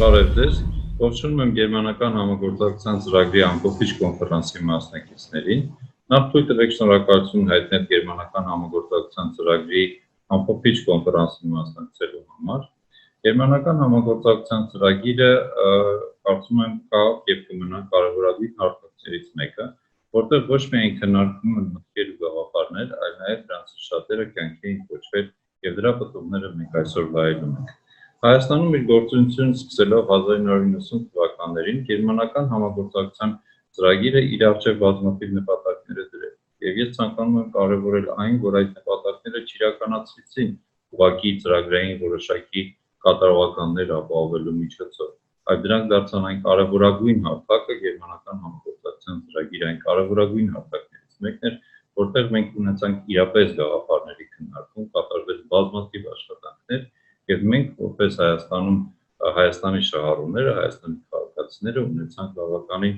պրակտիկ եւ իրական օրենսդրական կարգավորումներ։ Գերմանական համագործակցության ծրագրի հետ աշխատանքները ես սկսել եմ դեռ վաղուց, դեռևս 2000 թվականից, երբ որ ես սկսեցի արտադրության համակարգում աշխատել, ես տեսնում էի արդեն Գերմանական համագործակցության ծրագրի օժանդակությունը մեր պետությանը, սկսած տեխնիկական օժանդակությունից։ Իմ տարբեր դիրքերում աշխատելու ժամանակահատվածում արտադրության համակարգում, մասնավորապես դատարաններում, դեռևս որպես աշխատակազմի ղեկավար ես հնարավորություն եմ ունեցել իրականացնել բազմաթիվ ծրագրեր այս կազմակերպության հետ միասին, սկսած նրանից, որ տեխնիկական օժանդակությունից վերջացած գրադարանային ռեսուրսների համալրմամբ մենք բազմաթիվ այլ ծրագրեր ենք իրականացնել։ Բայց ամենաշատ ծրագրային աշխատանքը, որ ես հնարավորություն եմ ունեցել իրականացնել Գերմանական համագործակցության ծրագրի հետ, դա եղել է արտադրության նախարարությունում իմ պաշտոնավարման տարիներին։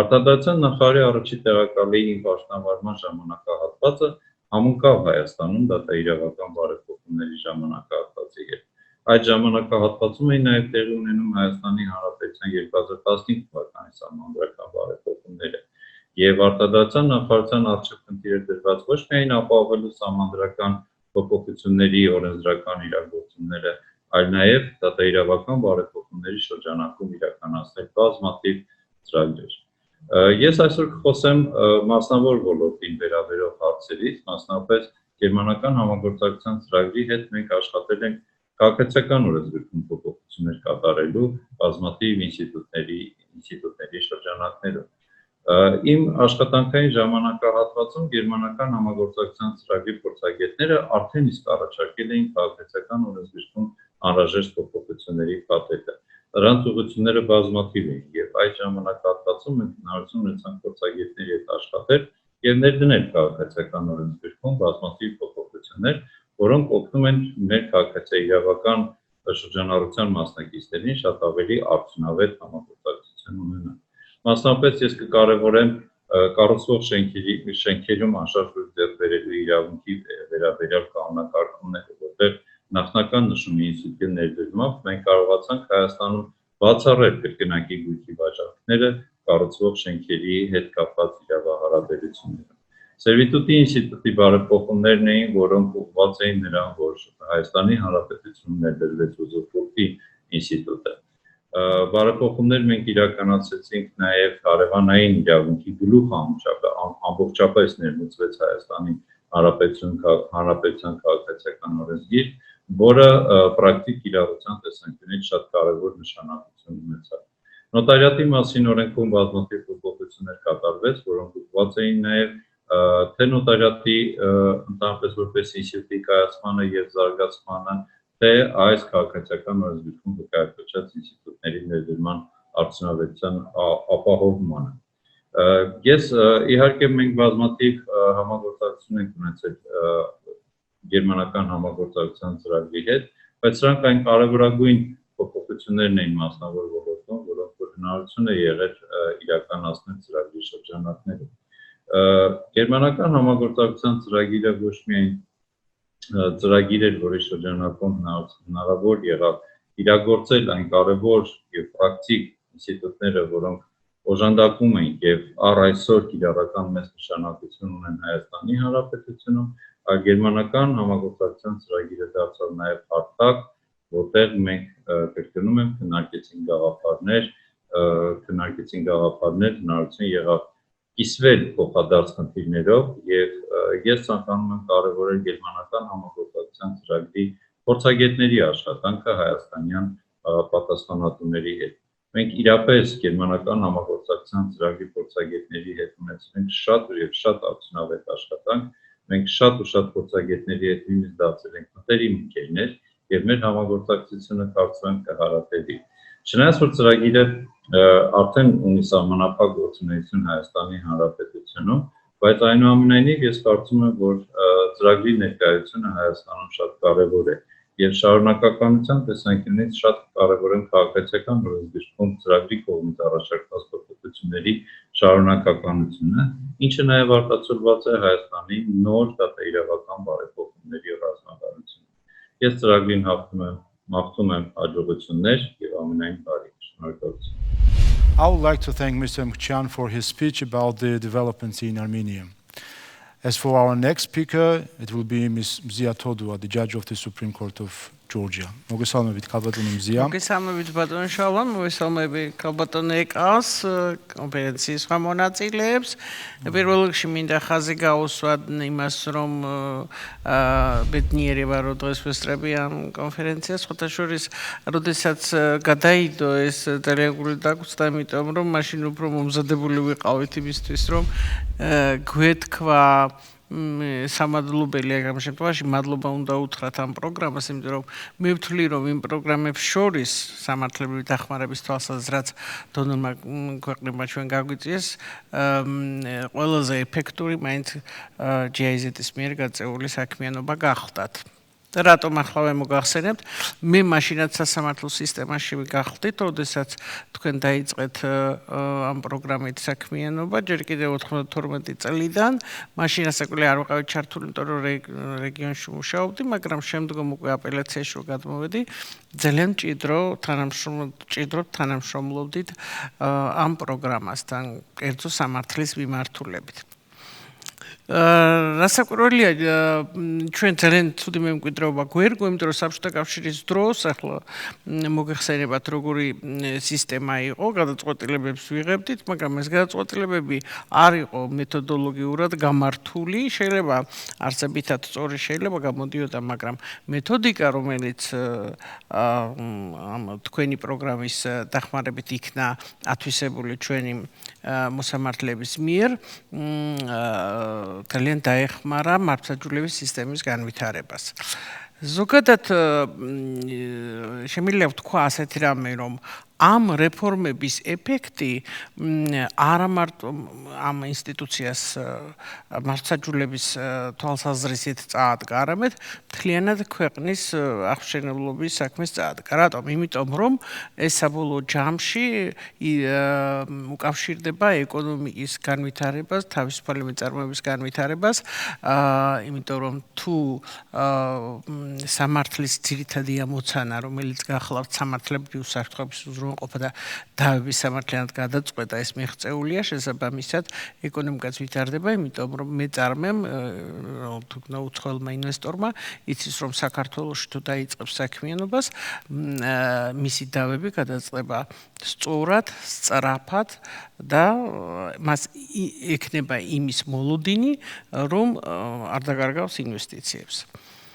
რამდენიმე ეტაპად განხორციელდა, მოგეხსენებათ საქართველოში სასამართლო ახლა ჩემი უზენაეს სასამართლო, ზოგადად სასამართლოში და უზენაეს სასამართლოში რეფორმირების პროცესი, მე არ შევეხები საწყის ეტაპს, ეს გასაგებია, რომ პირველი რაც იყო ყველაზე მნიშვნელოვანი ალბათ მე მაინც ვთვლი რომ მეწარმეთა შესახებ კანონის მიღება გახდა 94 წელს რომელიც იმდენად ახალი ხილი იყო იმ დროის ქართული მართლმსაჯულების საერთოდ იურიდიული აზროვნებისათვის რომ კარგახანი დაჭირდა იურიდიულ წრეებს გარკვეულიყო უბრალოდ ტერმინოლოგიურ საკითხებში შემდგომში უკვე მოგვიანებით მოგეხსენებათ ბიზნესის გამარტივების მიზეზით შევიდა გარკვეული ცვლილებები მე ამან მე ვფიქრობ დაანახა რომ ეს არ იყო კარგად გათვლილი თავის დროზე ხელისუფლებას არ ქონდა და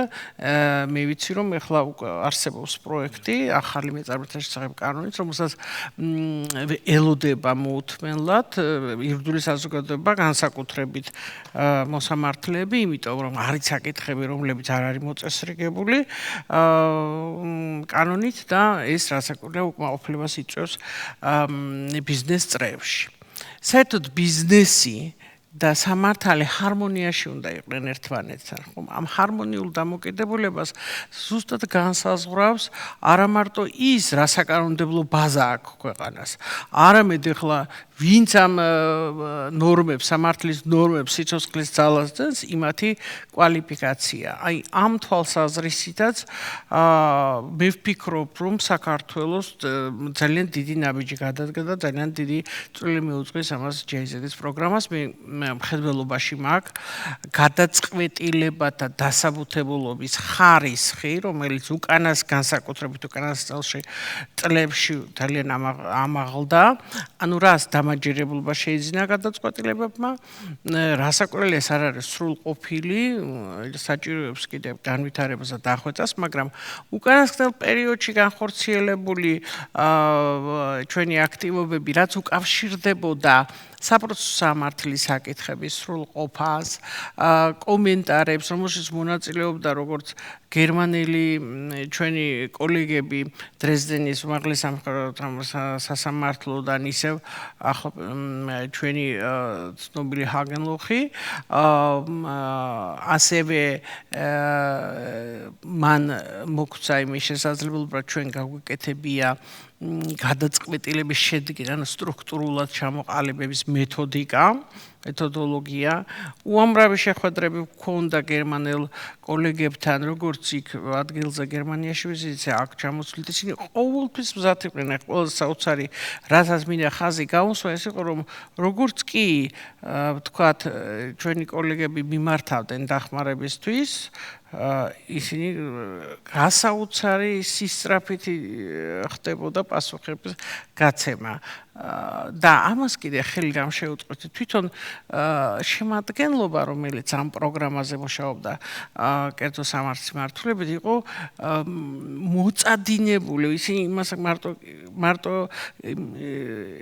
ვალის მოხდის მიზნით კი არა კეთებდნენ, ისინი გულწრფელად იყვნენ ამაში ჩართული და მათ ჩვენი ყოველი წარმატება ახარებდა და ამისთვის დიდი მადლობა მინდა უთხრა ამ პროგრამაში მონაწილე ყველა პირს. არ არის სამწუხაროდ ეთუნა ჩეჩენიძე, ამის არის ჩვენი წევრი გახდა ოჯახის. ეხლა რაც შეეხება სამომავლო პერსპექტივებს, რასაკვირველია თითქმის 3 ათეული წელია და ეს საკმარისი უნდა იყოს იმისთვის, რომ დასვა წერტილი ალბათ, მაგრამ თქვენ მოგეხსენებათ, რომ ყველაფერი ვითარდება, სოფლიოში იცვლება.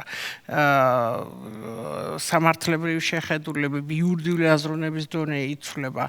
შესაბამისად, ჩვენ ვთვლით, რომ საჭიროა განვითარდეს ჩვენი ურთიერთობების შემდგომშიც, თქვათ იმ თვალსაზრისით, რომ ეს უნდა დამთავრდეს ალბათ თქვათ გადახდის უნარობის საქმის წარმოების შესახებ კანონი, რომელიც ძალიან მნიშვნელოვანია ბიზნესისთვის და ეკონომიკისთვის. ამ თვალსაზრისით ჩვენ გვაქვს ძალიან ხარვეზიანი კანონი, ასევე თქვათ იგივე მეწარმეთა შესახებ კანონი, რომელიც ასევე ამ საკითხებს უკავშირდება მათი მიღება და მერე იმპლემენტაცია პრაქტიკაში მათ ნორმების განმარტება, რომელშიც უდაოდ იქნება უპრიანი ისევ დახმარება. შეიძლება ეს იყოს გარკვეული ურთიერთობების შენარჩუნების დონეზე. ჩვენ გქონდა იმის მოლოდინი, რომ ვთქვათ, იგივე ბადენ-ჰაგენ-ლოხი იქნებოდა როგორც ექსპერტი და ჩვენ შეგვეძლებოდა დროდადრო მასთან ურთიერთობა გქონოდა, რომ ვთქვათ, იშვიათ სამართლებრივ პრობლემაზე გარკვეული კონსულტაციები და გქონოდა. ვიტოვებთ, რომ ჩვენ ამას გავაკეთებთ დამოუკიდებლად, თუ ეს პროგრამა ასე დაასრულებს თავის საქმიანობას, მაგრამ მე დარწმუნებული ვარ, რომ მომავალში აუცილებლად ჩვენ გვექნება კიდე ურთიერთობა ერთმანეთთან. დიდი მადლობა ყველაფრისთვის. მთელი ჩემი სამოსამართლო კორპუსის სახელით გიხდით მადლობას. დამერწმუნეთ, რომ არიან ხალხი, რომლებიც დღესაც კი იმას იხსენებენ, თუ როგორ დგამდნენ ნაბიჯებს და როგორი დახმარება გაუწიეს სწორ გზაზე დააყენეს. სწორ გზაზე გასულები ვარ და აწი მე მგონი არ გადავიჩეხებით სადმე და შევძლებთ იმას, რომ იურიდიული აზროვნების დრო ევროპულ სტანდარტებს გაუსწორდეთ და ქვეყნის ეკონომიკას წავადგეთ საბოლოო ჯამში. მადლობა ქალბატონო მძია, მადლობა თქვენი სიტყვებისთვის და GIZ-ის როლის ხაზგასმისთვის იმ რეფორმებში და მათ შორის სასამართლო პრაქტიკის განვითარებაში, რომელიც წლების განმავლობაში ამ ურთიერთობის შედეგი იყო და ასევე მადლობა ოპტიმისტური სიტყვებისთვის და რა თქმა უნდა ჩვენ დარწმუნებული ვართ რომ ყველაფერი კარგად განვითარდება. As for our next speaker, we will have now Ms. Elshana Valieva, the judge of the Supreme Court of Azerbaijan, who will present the Azerbaijan perspective of the development of law in the field of the private law and as for this development also the influence of the economic development. Salam. Hər bir demokratik cəmiyyətdə müstəqil məhkəmə hakimiyyəti müstəsna rol oynayır. Demokratik hüquqi dövlət quruculuğu yolunu tutmuş ölkəmizdə əsası ümummilli lider Heydər Əliyev tərəfindən qoyulmuş məhkəmə hüquq islahatları möhtərəm prezidentimiz cənab İlham Əliyevin rəhbərliyi ilə uğurla davam və inkişaf etdirilir. Ədalət mühakiməsinin səmərəliliyinin artırılması, məhkəmələrə müraciət imkanlarının genişləndirilməsi məqsədi ilə mühüm qərarlar qəbul olunur, ardıcıl tədbirlər görülür. Bu sahədə həyata keçirilən geniş miqyaslı islahatlar nəticəsində xeyli işlər görülmüş, məhkəmə sistemi xeyli təkmilləşdirilib, mütərəqqi qanunvericilik bazası yaradılmış, yeni regional məhkəmələr təsis edilmiş, infrastruktur müasirləşdirilib, hakimlərin ən şəffaf seçim qaydası təsbit edilmişdir. Bu sahədə mütərəqqi Avropa təcrübəsinin öyrənilməsi məqsədi ilə bir sıra beynəlxalq təşkilatlarla səmərəli beynəlxalq əməkdaşlıq həyata keçirilmişdir.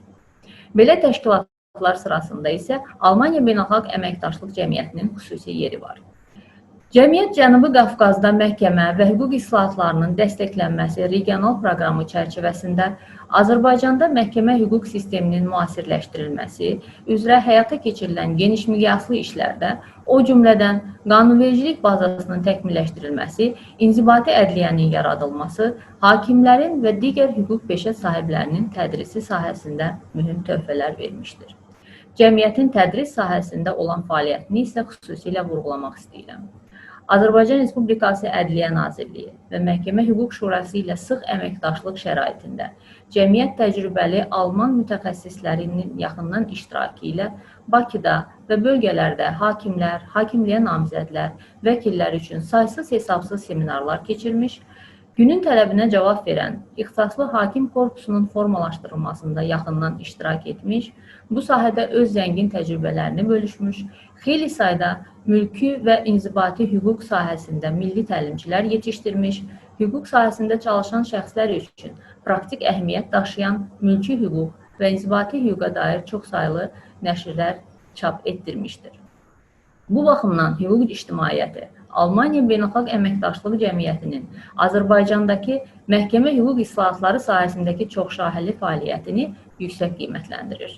Mən özüm ilk dəfə 2006-cı ildə hakimliyə namizəd kimi Ədliyyə Akademiyasında təşkil edilmiş tədris kursları çərçivəsində bu qurumun keçirdiyi seminarlarının iştirakçısı olmuş, hakim seçildikdən sonra isə çoxsaylı ixtisas artırma kurslarına cəlb edilmişəm. Eyni zamanda həmin qurumun milli təlimçi kimi yetişdirdiyi şəxslərdən biriyəm və bugün mən Ədliyyə Akademiyasında hakimlər, hakimliyə namizədlər və vəkillər üçün təşkil edilən kurslarda milli təlimçi kimi çalışıram.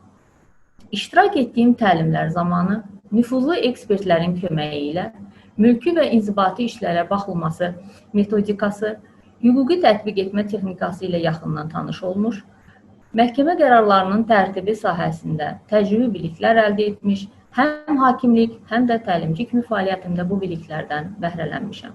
Buna görə də fürsətdən istifadə edib, şəxsən öz adımdan Almaniya Beynəlxalq Əməkdaşlıq Cəmiyyətinə və onun dəyərli ekspertlərinə, xüsusən də cənab Thomas Herman və Peter Jakobsa yorulmadan göstərdikləri xidmətlərə görə təşəkkür edirəm. Layihənin yekunlarının dəyərləndirilməsi və qazanılmış uğurlardan bəhs etməklə bərabər, bu sahədə gələcək əməkdaşlığın zərurliyini şərtləndirən amilləri də nəzərinizə çatdırmaq istəyirəm. Bugün Azərbaycan ictimai həyatın bütün sahələrində mühüm nailiyyətlərə imza atır. Ötən dövr ərzində ölkəmizin iqtisadi sahədə olan uğurları birmənalıdır və statistik rəqəmlərlə, eləcə də beynəlxalq qiymətləndirmələrlə təsdiqlənmişdir. Həyata keçirilən sosial proqramlar, yoxsulluq səviyyəsinin azaldılması, infrastruktur layihələri, təhsil və səhiyyə islahatları vətəndaşların rifahını əhəmiyyətli dərəcədə yaxşılaşdırmışdır. Bu inkişafı və artımı şərtləndirən, onun üçün zəmin yaradan və davamlılığını təmin edəcək hüquqi islahatlar isə ölkəmizdə uğurla həyata keçirilən islahatların ayrılmaz hissəsidir. İqtisadi inkişaf və hüquqi islahatlar sahəsində gözlənilən çağırışlarla bağlı gələcəyə baxış edərkən və qarşıda görülməli olan işlərdən danışarkən, ədliyyə və məhkəmə sisteminin gələcək inkişafının strateji prioritetlərini müəyyən edən, məhkəmə hüquq sistemində islahatların dərinləşdirilməsi haqqında Azərbaycan Respublikası Prezidentinin 3 aprel 2019-cu il tarixli fərmanını xüsusilə qeyd etmək istəyirəm. Bu fərmanın qəbul edilməsi ilə ölkəmizdə məhkəmə hüquq islahatlarının yeni mərhələsinin başlanmasına təkan verilmiş və bu prosesin əsas istiqamətləri müəyyən edilmişdir. Fərman iqtisadi artımda mühüm əhəmiyyət daşıyan sahibkarlığın inkişafı, məhkəməyə müraciət imkanlarının daha da genişləndirilməsi, məhkəmə fəaliyyətinə müdaxilələrin qarşısının alınması, icraatın səmərəliliyinin artırılması, süründürməçiliyin aradan qaldırılması, hakimlərin iş yükünün azaldılması və s. bu kimi problemlərin həlli istiqamətində qarşıya mühüm vəzifələr qoymuşdur. Fərmanla verilmiş tapşırıqların xeyli hissəsi artıq icra edilmiş, yeni normativ baza yaradılmış, sahibkarlıq fəaliyyəti ilə bağlı mübahisələrə baxacaq yeni ixtisaslaşmış məhkəmələr yaradılmış, məhkəmələrin fəaliyyətinə müdaxilələrin qarşısının alınması mexanizmlərinin təkmilləşdirilməsi, vahid məhkəmə təcrübəsinin formalaşdırılması, məhkəmə fəaliyyətinin elektronlaşdırılması, hakimlərin və məhkəmə aparatı işçilərinin sosial müdafiəsinin gücləndirilməsi sahəsində təsirli tədbirlər görülməyə başlanmışdır. Lakin qarşıda xeyli icra edilməli vəzifələr durur. Belə ki, məhkəmələrin qərarlarının icrasının və məhkəmə ekspertiza fəaliyyətinin alternativ mexanizmləri, icra və ekspertizanın özəl qurumlar tərəfindən həyata keçirilməsi ilə bağlı qanunvericilik bazasının yaradılması və bu qurumların fəaliyyətinin təşkili qarşıda duran vəzifələrdəndir. Həmçinin məhkəmə hakimiyyəti müstəqilliyinin real təmin olunması, hakimlərin fəaliyyətinə kənar müdaxilələrin qarşısının alınması üçün təsirli mexanizmlərin yaradılması ilə bağlı müvafiq qanunların qəbul edilməsinə ehtiyac vardır. Mediasiya haqqında qanunun qəbul edilməsi, bununla da mülki xarakterli mübahisələrin məhkəmədən kənar həlli mexanizmlərinin yaradılması baxımından mediasiya prosesinin tətbiqi ilə bağlı maarifləndirmə və təşviqat tədbirlərinin həyata keçirilməsi də prioritet məsələlərdəndir. Bundan başqa Ədalət Məhkəməsinin səmərəliliyin artırılması üçün hakimlərin iş yükünün azaldılması məsələsi də daim diqqət mərkəzində saxlanılmalı, mütəmadi təhlillər aparılaraq istər qanunvericilik, istərsə də müxtəlif institusional tədbirlər həyata keçirilməlidir. Bu məqsədlə məhkəmə islahatlarının dərinləşdirilməsi barədə fərmanla hakim ştatlarının daha 200 vahid artırılması nəzərdə tutulmuşdur. Yeri gəlmişkən, Azərbaycanda hakimliyə namizədlərin seçim prosesi bugün şəffaflığına görə Avropada örnək kimi dəyərləndirilir və ən mütərəqqi təcrübələr sırasındadır. Hakimliyə namizədlərin bu mütərəqqi və şəffaf qaydalarla seçimi nəticəsində mövcud vakansiyaların tam əksəriyyəti komplektləşib.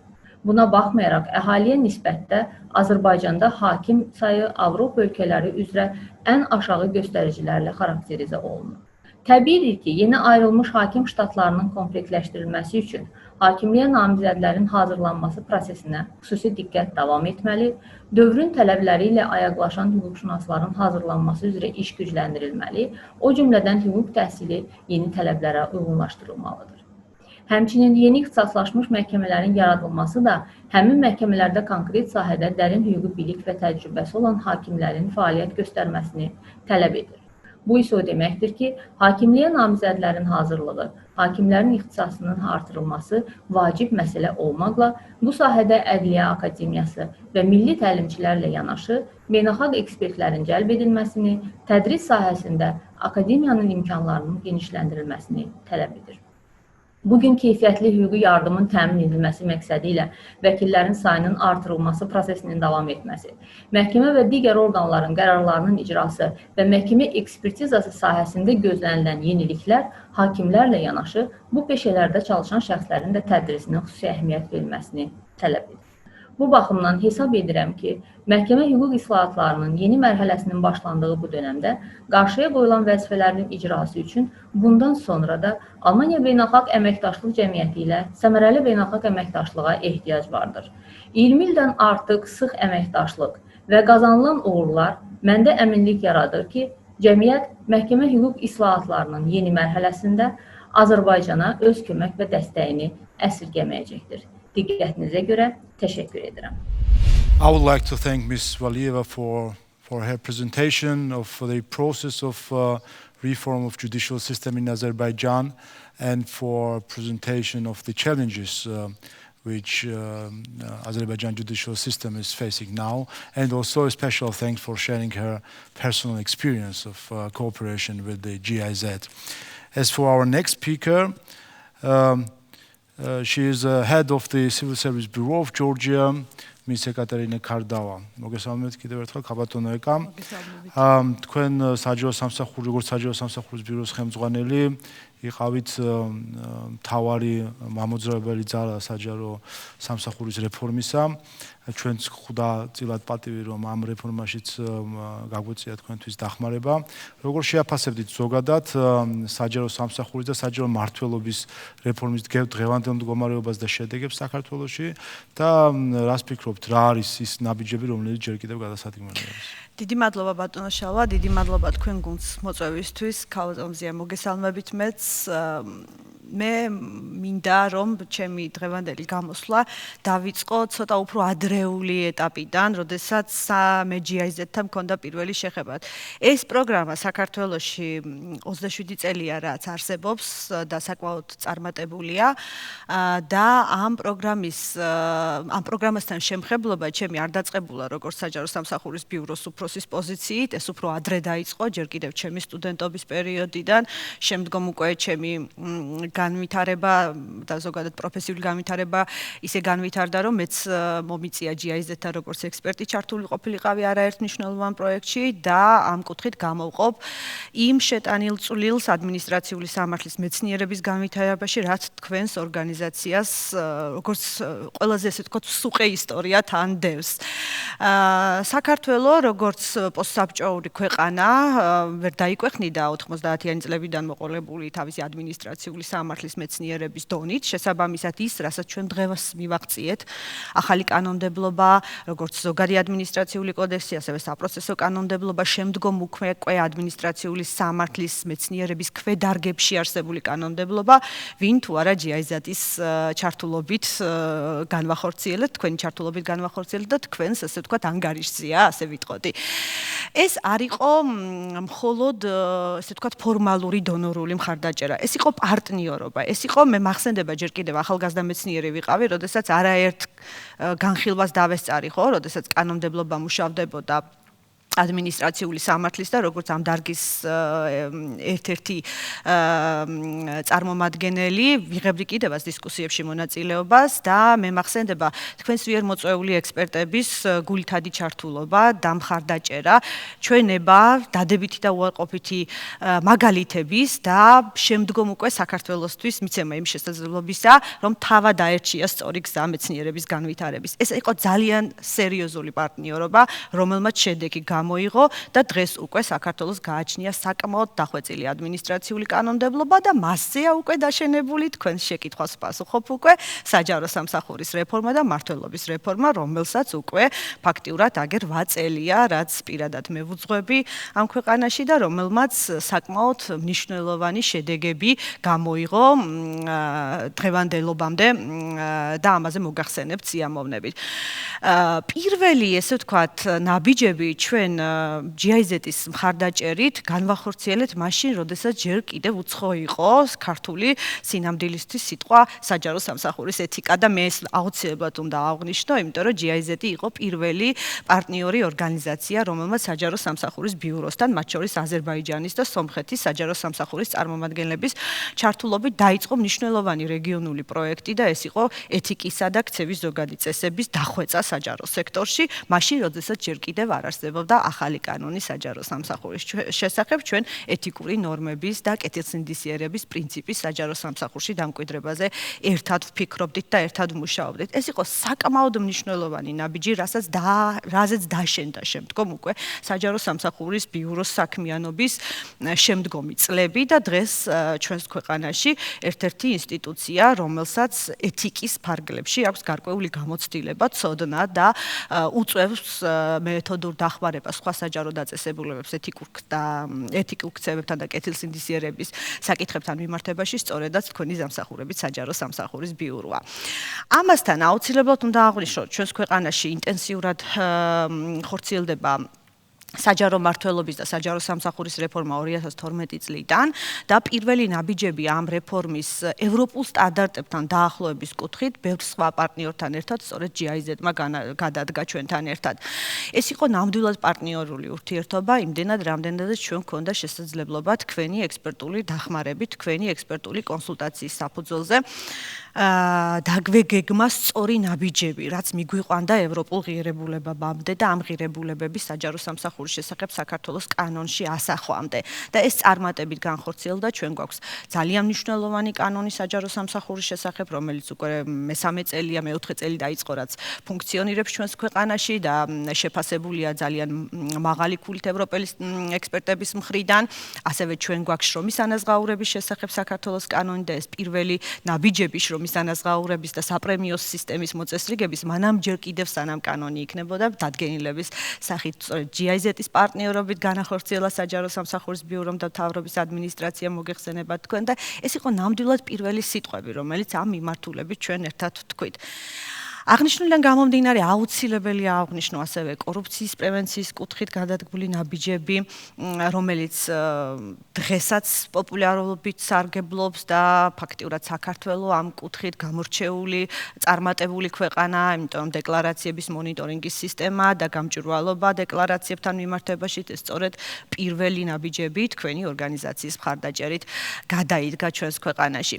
მინდა აქვე აღვნიშნო, რომ შეუძლებელია იცით ვისაუბროთ ჩვენ ქვეყნის განვითარებაზე, ასევე ეკონომიკურ წინსვლაზე, ასე ვთქვათ, თუნდაც საინვესტიციო პოტენციალის განვითარებაზე და წინსვლაზე თუ ჩვენ არ გვექნება დახვეწილი საჯარო მმართველობის კანონმდებლობა, დახვეწილი ადმინისტრაციული კანონმდებლობა, არ იქნება ნდობა საზოგადოების ადმინისტრაციული ორგანოების, ამ ორგანოებში დასაქმებული ადამიანების მიმართ და არ იმეფებს ჩვენს საჯარო სექტორში კეთილსინდისიერება. შესაბამისად, ის რაც მე ჩამოვთვალე, ყველა ნიუანსი, ყველა ასე ვთქვათ ნაბიჯი, რაც ჩვენ პარტნიორობით ერთად გადავდგით და თქვენი მხარდაჭერით ჩვენ მიუახლოვდით გერმანულ და ევროპულ სტანდარტს, არის ნამდვილად დასაფასებელი და დღეს უკვე ისეთ ეტაპზე ვიმყოფებით, როდესაც კანონმდებლობა დახვეწილია, საკმაოდ ძლიერი ნაბიჯები არის გადადგმული წინ და ფაქტიურად ინსტიტუციური მეხსიერებაც, ინსტიტუციური საფუძველი ჩაყრილია, მაგრამ ვიმყოფებით ძალიან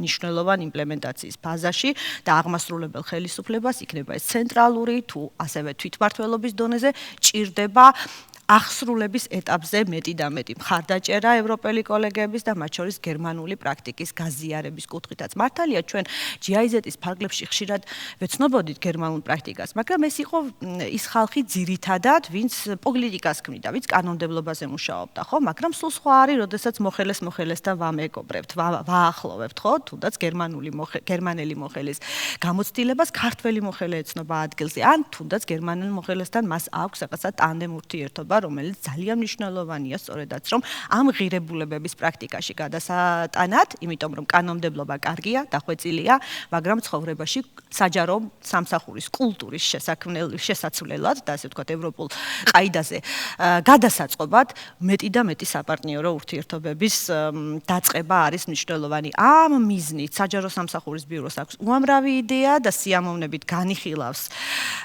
გერმანულ მხარესთან და GIZ-ის პროგრამებთან ამ თანამშრომლობის პერსპექტივას, იმიტომ რომ ის რა ეტაპზეც ჩვენ ვიმყოფებით, არის ძალიან მნიშვნელოვანი ეტაპი, ეს არ არის დასაწყისი, მაგრამ ეს არის მნიშვნელოვანი შუა ეტაპი და კარგი ხელშესახები შედეგების მისაღებად აუცილებელია, რომ ეს პარტნიორობა აუცილებლად გაგრძელდეს და ამ პარტნიორობამ პოვოს, ასე ვთქვათ, უფრო სახეცვლილი, მაგრამ ამავდროულად უფრო ინტენსიური შინაარსი და აქვე მინდა აუცილებლად მადლობა გადაუხადო გერმანელ ხალხს, იმიტომ რომ ეს პროგრამა არსებობს გერმანელი ხალხის, ასე ვთქვათ, შექმნილია, მათი ბიუჯეტით შექმნილია, ამავდროულად გერმანიის ფედერაციული რესპუბლიკის მთავრობას, რომელებაც პირველად მიიღეს გადაწყვეტილება იმაზე, რომ 27 წლის წინ საქართველოს დახმარებოდნენ სამართლის განვითარების და ზოგადად საჯარო მმართველობის რეფორმის მხარდაჭერის მიმართულებით და ამავდროულად მე იმედს ვიტოვებ, რომ ეს თანამშრომლობა გაგრძელდება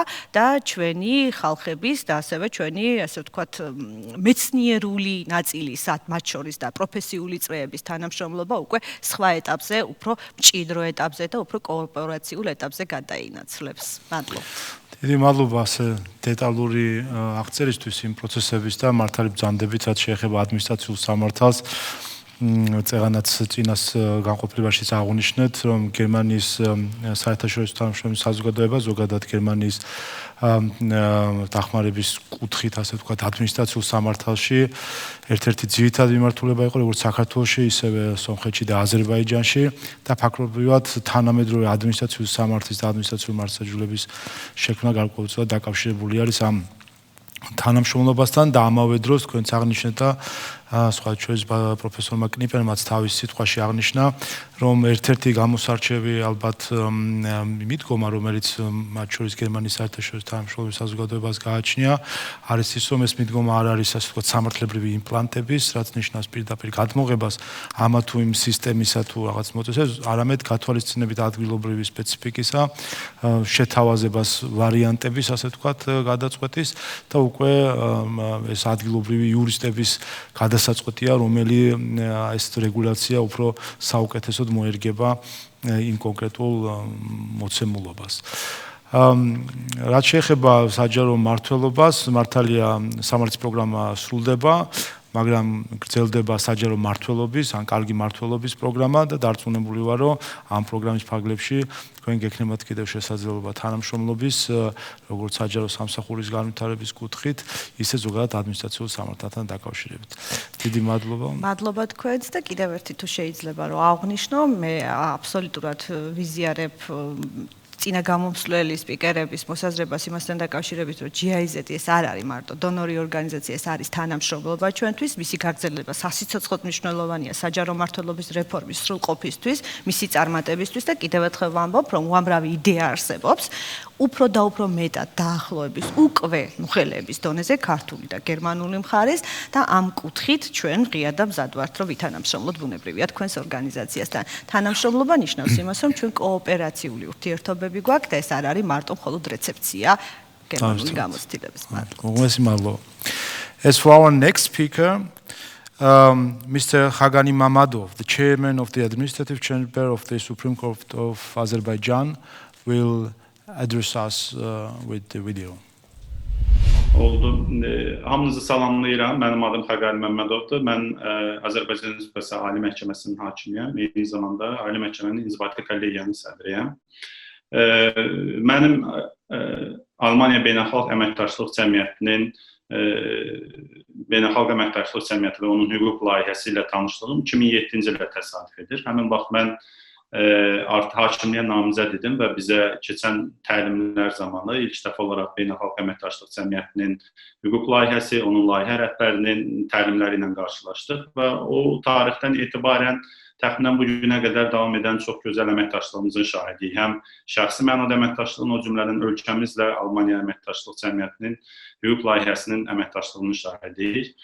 Təxmini olaraq hesab edirəm ki, Azərbaycanda xüsusilə də hüquqi islahatlar sahəsində fəaliyyət göstərən şəxslərin hamısının ortaq fikri ondan ibarətdir ki, Almaniya Beynəlxalq Əməkdaşlıq Cəmiyyətinin hüquq layihəsinin ölkəmizdəki fəaliyyəti həqiqətən də çox töhfə vermişdir bizim islahatlara və hamı islahatların ilk dövründə, davam etdiyi dövrdə müxtəlif donor təşkilatlar vasitəsilə ayrı-ayrı ölkələrin hüquqi yardımları da olmuşdur, amma hamımız bir fikirdəyik ki, bunu bugün açıq da demək olar ki, hüquq layihəsinin verdiyi töhfə əvəz edilməzdir. Buna görə hesab edirəm ki, biz həm ümumən layihənin təşkilatçılarına və xüsusilə də onun Azərbaycan bürosunun, Azərbaycandakı idarənin rəhbərlərinə xüsusi minnətdarlıq düşür. Onların adlarını mən qeyd etmək istəyirəm. Hər biri bizim üçün qiymətli olubdur. Onlara bir daha buradan təşəkkür edirik. Mənim zənnimcə layihənin uğuru bir neçə aspektlərdən ibarət olub. Əvvəla biz hüquqi islahatlara dəstək göstərilməsi sadəcə başlanmış islahatlara hansısa dəstəkdən ibarət olmayıbdır. Biz Almaniya Beynəlxalq Əməkdaşlıq Cəmiyyətinin məzmun baxımından da bizə çox dəyərli töhfələr olub. Söhbət islahatların məzmununun müəyyənləşdirilməsindən, istiqamətin müəyyənləşdirilməsinə verilən dəstəkdən də söhbət gedir.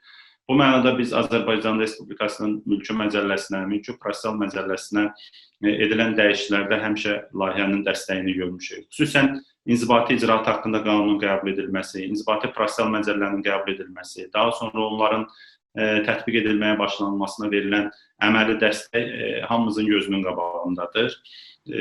Digər tərəfdən mənə elə gəlir ki, layihə həm də istər hakimliyə namizədlər üçün olsun, istərsə də hakimlər üçün olsun, peşəkar davranışların, peşəkar biliklərin əldə edilməsi üçün də veriləndə çox qiymətli olubdur. Çünki biz bu layihə çərçivəsində iki ayrı təlimçi qrupun iştirakçıları olmuşuq. Bunlar mülki hüquq sahəsində və inzibati hüquq sahəsində təlimçilər olublar. Bu təlimçilər Azərbaycanda keçirdikləri görüşlər Alman mütəxəssislərlə, daha sonra bizim mütəmadi olaraq Almaniyaya etdiyimiz səfərlər çərçivəsində çox uğurlu bir təlimçilər qrupu yetişdi ki, hansılar ki, daha sonra yerli təlimçilər olaraq bütün ölkə miqyasında hakimlər üçün, hakimliyə namizədlər üçün təlimin təşkil edilməsində iştirak elədilər.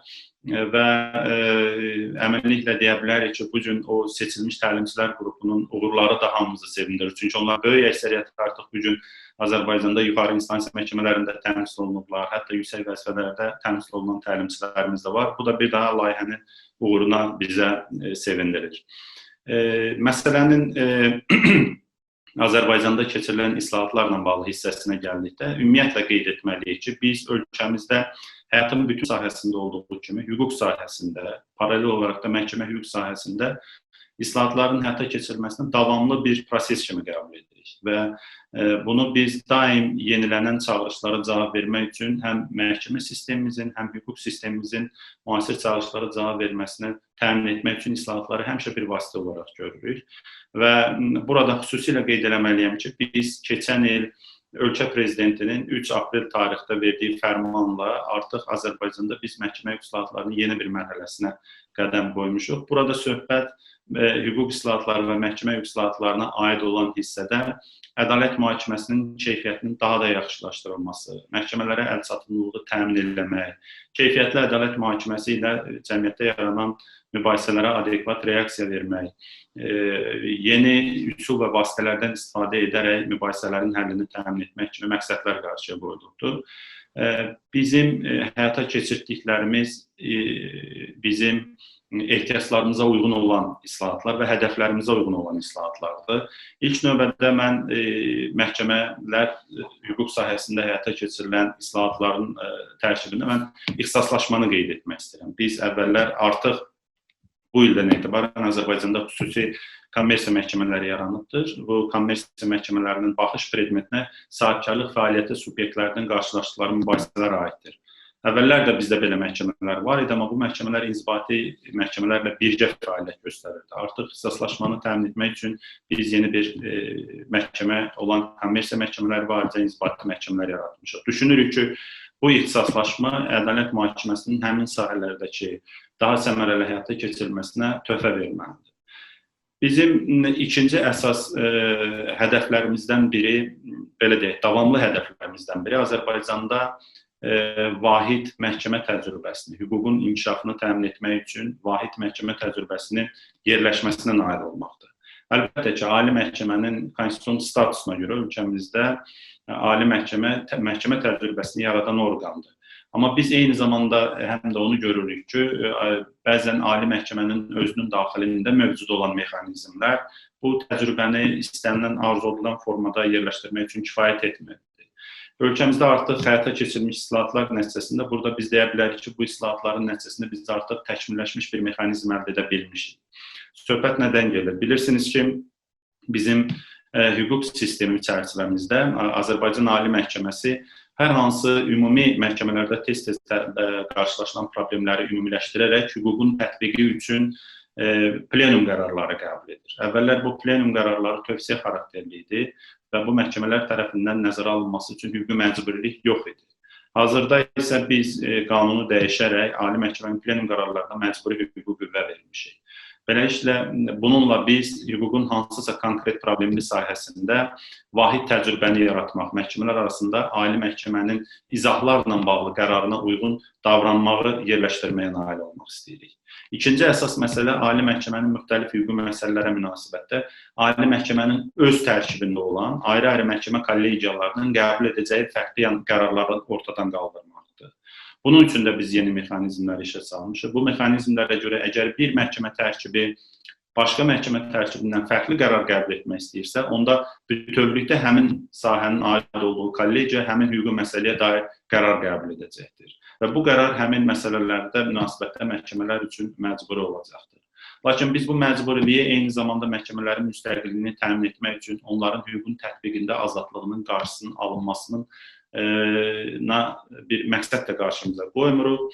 Biz istəyirik ki, məhkəmələr daim özləri, xüsusən də apellyasiya aşağı instansiya məhkəmələrindən təcrübənin yeniləşməsi ilə bağlı gələcək çağırışlara daim açıq olar. Ona görə də əgər aşağı instansiya məhkəmələri hansısa situasiyalarda Ali Məhkəmə tərəfindən vahid məhkəmə təcrübəsindən yönəlməsinə yönələn qərarlarla razı olmasalar, onlar əsaslandırılmış şəkildə fərqli qərar qəbul edə biləcəklər və biz bu əsaslandırılmış fərqli qərara uyğun olaraq təcrübənin özünü də dəyişə biləcəyik.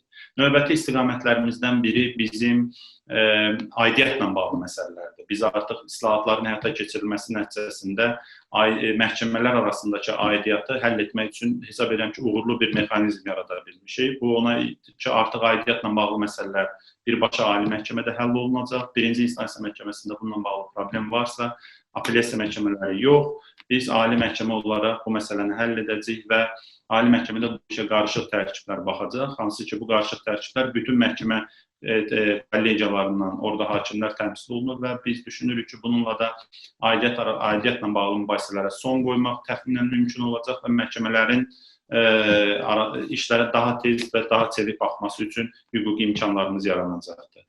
Ümumiyyətlə, Azərbaycan yeni çağırışlar daim islahatlara dəstək formasında biz Almaniya Texniki Beynəlxalq Əməkdaşlıq Cəmiyyəti ilə güman edirəm ki, bundan sonra da əməkdaşlıq imkanlarımız qalacaqdır. Biz əldə edilmiş uğurlarla kifayətlənmirik və gələcək hədəflərimiz Azərbaycanda daha səmərəli ədalət mühakiməsi yerləşdirmək üçün eyni zamanda beynəlxalq təcrübədən də istifadə eləməkdir və düşünürük ki, ötən uzun dövrdə əldə etdiyimiz təcrübə bizə imkan verəcək ki, gələcəkdə həm ölkə daxilində, həm də xaricdə əməkdaşlıqla bu islahatlarımızı davam etdirək. Ayrılmış vaxta görə bir daha minnətdarlığımı bildirirəm. Bütün layihə iştirakçılarını salamlayıram. Çox uğurlu, şəxsən mənim həyatımda iz qoyan layihə olubdur və düşünürəm ki, bütün Azərbaycanda bu kimlər ki, hakimlər bu layihə ilə əhatə olunublar, onlar daim onun özlərinin peşə biliklərinin, vərdişlərinin artırılmasında layihənin xüsusi rolunu həmişə qeyd edəcəklər. Çox sağ olun, təşəkkür edirəm. I would like to thank Mr. Mammadov for his speech and especially for sharing the recent development in Azerbaijan in the court systems, like establishment of commercial courts, etc. It was a very interesting experience. So our next speaker is Ms. Anahit Manasyan. She is a vice rector of the Academy of Justice of Armenia, and at the same time she also is a member of our alumni network, Transformation Lawyers. So it's I'm happy that we have she as a participant at the conference. Honorable colleagues, dear friends, it's an honor and pleasure for me to be invited to speak at the GIZ Legal Reforms Program closing conference. At first, I would like to thank the organizers for the initiation of this beautiful event, the event of utmost importance, and the invitation to be a part of it. This program was of utmost importance for our region and has had a significant role also for me personally. The GIZ has been one of the essential players contributed to the constitutional and legal developments in Armenia. And this concerns not just the legal reforms in the legislation, but also contribution to the improvement of the legal education in Armenia. I'll speak about this assistance and contribution in the frames of my experience with the GIZ Legal Reforms Program, as I dealt with this program in my various capacities as the Vice Rector of the Academy of Justice of the Republic of Armenia, which is the only institution in Armenia providing mandatory training courses for judges, prosecutors, and investigators, as well as candidate judges, candidate prosecutors, candidate investigators. As an associate professor at the Chair of Constitutional Law of Yerevan State University, and during my previous position at the Constitutional Court of the Republic of Armenia as the former senior advisor to the former president of the court. It should be emphasized that the constitutional and legal development reforms in the legislation in Armenia were implemented with strong support and contribution of GIZ Legal Reforms Program. Alongside with this assistance, we were able to organize various training courses for the Armenian judges on various and different legal topics with the engagement of German experts. These trainings were of utmost importance for the training processes of the Armenian legal professionals. The seasonal schools organized for the Armenian students by the GIZ on various legal topics were also of great significance for the legal education in Armenia. My experience with GIZ Legal Reforms Program concerns also the South Caucasus Law Journal, as I have been a member of the editorial board of the journal. This has been a great and a very effective project combining articles from all the countries of the region, Armenia, Azerbaijan, Georgia, as well as from Germany on various legal topics. Hope that this project will be continuous, notwithstanding its format. I'm also a participant of one of the regional academies organized by GIZ and a member of the Transformation Lawyers Alumni Network. This is a strong network combining lawyers from all the countries of the region, and it has had a strong role for strengthening the legal dialogue for legal transformation. It is obvious that the life is developing continuously, and the legal system should be able to adapt to these changes.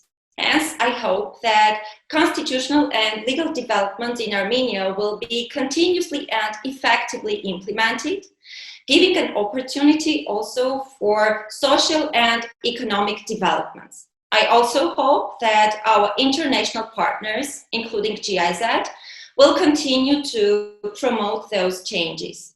Once again, I would like to thank our partner, GIZ, for such an effective and important cooperation in the sphere of legal reforms in the Republic of Armenia, and express a hope that the developments also in other areas will be implemented with your support. Thank you so much. Many thanks to Ms. Manasyan for her warm words and her speech.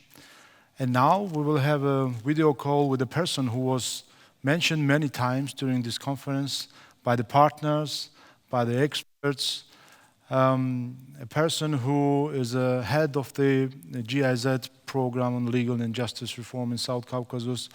And as we saw in the short video, a person who has a contact with the region, with Georgia, Armenia, and Azerbaijan for many years, starting with 1996, as I remember. Thomas Meyer, the head of our program. Thomas, can you hear us? Can you see us?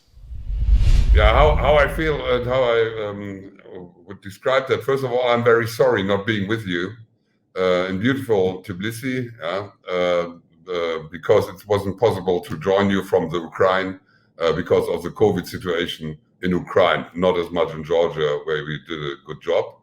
I'm as well jealous not being with you in the studio with Ikam Tia, where we cooperate such a lot, and hearing all those statements from various persons, which enormous roles in the legal reforms in the South Caucasus as such, and within the project in special. This is really something what I would love to be with you. So sorry and jealous. These are my feelings, and these are my experiences so far from the conference. So coming back to the topic of our conference, 27 years of cooperation in legal and justice reforms in the South Caucasus. As the Ambassador Knirsch mentioned, this program was one of the longest, maybe, GIZ program, at least in the region. So how would you describe the results of this 27 years of involvement of German government in the field of the legal and justice reforms in the South Caucasus? And what do you think? What are the next steps our partners in these countries have still ahead? Yeah, I think the most was already said to some extent. First of all, when you look back, and I look back to the beginning of my professional career, that was at the University of Bremen, which had also some role in the German South Caucasian cooperation as such, but in particular with Georgia. And the starting point was a scientific look on what has to be done, because that was a unique situation. Yeah? There were already some legal reform projects in Africa and South America and things like that. But to go for a total restructuring of the legal system, to make it sufficient for the needs of the markets, for the needs of the new democratic states, that was really a unique situation in history. And for us, it was a unique situation as well. That was accompanied also by scientific research. And one of the scientific research is the connection between economic development and law. And I fear that it was urgently needed not only to look for the economy. Yeah? We all remember that saying of Bill Clinton, yeah, it's the economy stupid. It is the economy stupid, but it's all the other things as well. And one outcome of all those science in the meanwhile is it's hard to measure the success of legal reforms on the one side, and it's even harder to see the connection between economic developments and legal reforms. But one thing is where all scientists say the same, and I think Douglas North is one of the prominent of that, Rolf Kieber do say that for 30 years now, is rule of law and increased rule of law, working institutions, working courts, working legal professions is not a guarantee for economic development, but it's a precondition. Yeah? Without it, it's real hindering any economic development, which can take place when you have economic opportunities. Like Georgia do have a lot, like Azerbaijan do have a lot, and like Armenia as well. Yeah? So from that starting point, when you see, I think that conference in Bremen was mentioned, where I was present as well, 1997, 23 years ago. Yeah? Then it was totally clear that this challenge will last for decades. I remember one who has to be named here in the connection to Armenia, Professor Nazaryan, who said at one of the evenings where he liked to drink also a little bit of the beer and of vodka, he said, you know, this is, he do not understand the term legal reform, but because rule of law is always a developing thing. Yeah? It's a process and will never end in that respect. And when you compare that now, and when you start to measure real legal issues, and one issue is, for example, simply the use of courts in the countries. In I think that was last year in the autumn, we made an evaluation of the project work, and one thing are simply the numbers of people which applying at the administrative court for justice. Yeah? And the number, the increasing number, but also the share of winning parties shows that the people at least use the administrative court, and this is a good sign that they also have some trust in administrative courts. So not only the economic laws, we call them economic laws, civil law, law on entrepreneurs, law and civil proceedings are from most importance, but also the administrative law. One point which was not so much in the focus in the very beginning was the question which was from main interest at latest after the German government started with the South Caucasus initiative. And it was something what was extremely unique from the approach of development cooperation that was going for with a regional approach to a country where to countries which do have totally different situations. Even when they are in the same region, they have totally different situations. They have a common heritage with the Soviet law, but a total different actual situation. Georgia as a forerunner in many aspects, with a quite pluralistic democracy. Armenia now with a quite young pluralistic development. Azerbaijan with a very stable political surrounding on the one side, but then also the tension between the countries. We do not have to forget that Armenia and Azerbaijan still fight with each other. To do a regional approach under that circumstances was always a challenge, but we, and I think also our partners, were always convinced that it's the way worth going. And the cooperation on the level of practice, on the level of young lawyers, on the level, but also on the level of constitutional courts, was an extremely important experience to be made, and also to give the countries the opportunity to furthermore be integrated in the international legal community.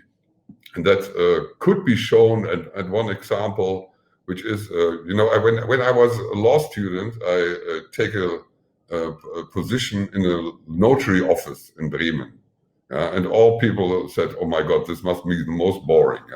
But the engagement, how the German notaries supported the introduction of notaries in Georgia, in Azerbaijan, actually, in Armenia, this is something what is connected to the project.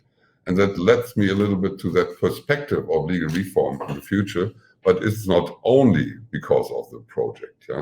So there are cooperations between the international institutions, like the International Union of Letters Notaries, like the International Union of Judicial Practitioners, like the bars and things like that, like the regular meetings of the Constitutional Court will continue. And the relations, when you go for the universities, for example, University of Cologne, University of Kiel, University of Halle, which is active in South Caucasus all the time. These are connections which will continue, because they have opportunities, The people have a value add from that, and so they will use it also in the future. So even when legal reform goes out of the focus of German development cooperation, that doesn't mean that the legal cooperation between Germany and Georgia, Germany and Armenia, Germany and Azerbaijan are out of the scope of the institutions in Germany. Institutions next to the university, like the German Student Exchange Service, like the International Foundation for Legal Cooperation, IRZ. These are really also instruments to continue with that cooperation. And I'm quite sure, maybe not at least because of our transformation lawyers, that there will be always as well a regional approach. Only with a regional approach, I remember well when we worked on the Constitution of Georgia, the recent constitutional changes of Georgia, where there was an ongoing discussion with the Armenians, which just had that constitutional reforms made. Rolf Knieper reported on those things with the casebook, which was done in Armenia, and then we go for Azerbaijan. Can you imagine that? That they go for Azerbaijan and said, okay, let's make an adjustment to the Azeri situation. And the people even don't think that it's a strange thing. No, it was totally clear to go for that, and we did that in other ways as well. And so that enabling of regional cooperation was possible because the German development cooperation works in a political field without being political. We were technical advisors. We show what could be done and how it should be done. But we didn't interfere in the political situations. We didn't do so in Georgia with different governments. We didn't do so in Armenia with different governments. We didn't do so in Azerbaijan. And that's something what I hope in the next steps, which are very much connected to international initiatives. We mentioned the South Caucasus initiatives, but what we didn't mention so far is the Eastern Partnership of the European Union. Also there, the cooperation between the European Union, which is the member states. Germany is one of the member states, but there are 26 others. Having the very close cooperation with Georgia with the association agreement and the deep and comprehensive free trade agreement, with a special agreement with Armenia on a bit lower level, and a very special agreement with Azerbaijan shows that you can always also cooperate on a regional level, also with countries with a total diverse political situation. And the upcoming challenges are on the table. One issue is now, and we speak about the digitalization as such, where we have now where we earn now some of the fruits, being able to make that virtual conference. But what we did with e-governance, but also with e-justice in Georgia, what we did in Azerbaijan, it was really going in one of the directions where actual legal development in the world goes. Georgia was the first country with a practical application on blockchain within land registries, and remains the same because it shows a little bit maybe that was overestimated. But nevertheless, this is one of the challenges ahead, and these challenges have to be coped with, and we are absolutely sure that with the capacities already grown in Georgia, in Azerbaijan and Armenia, those countries are very well prepared to do that, not only on the level of development cooperation, but by themselves in the cooperation with the international, and in particular with the German partners. Yeah. Thank you, Thomas. I'm totally with you that the bridges which were built during these 27 years of cooperation, bridges of exchange, bridges of cooperation, they will remain. And as it was mentioned today many times by the participants, we had today two members of Alumni Network Transformation Lawyers participating at the conference, and these formats, these bridges will remain, and they will find ways to stay in touch, to still be able to exchange on the legal reforms. Thank you very much, Thomas, and at this stage I would like to explain my gratitude to the participants of this session. And I would like to say goodbye as a moderator and hand over my duties as a moderator to Thomas Mayer and hand over a possibility to make a last, maybe emotional statement to the closing of the conference and closing of the program. Thank you very much. Yeah, thanks so much. And to be honest, Shaiba knows me quite well. I am emotional, in particular also with the closing of that project. But that this virtual project was, this virtual conference was now possible is very much related, first of all, clear for the institution, GIZ, wonderful event management organizations in Georgia, for example, but also from persons. And next to Shalva, that was Lika Akobasi, yeah? And she really make it possible. Yeah? And I really have to say my thanks to that. And as I said, the cooperation with Georgia, the cooperation with Armenia, the cooperation of Azerbaijan will continue. My biggest problem during all those years, in particular the last 5 years where I used to live in Tbilisi, was the language issue. As you see, one reason was the broad knowledge of other languages by not only the staff of the project, but as well by the legal community of all three countries. But in Germany, we have one word when you say goodbye and do not think that you come back. To be honest, it's a French word. It's adieu. Then it's somehow totally unclear. I'm absolutely sure that I, as a person, will have the opportunity to visit your countries again. And when Google Translate is not wrong, this means in Armenian, Tesudyun, that means in Azerbaijan, Yaksi Olsun, and I know that it means in Georgian, Nafandis. So see you somewhere in the South Caucasus on one of those conferences of future legal developments where I hope to be invited also in the future.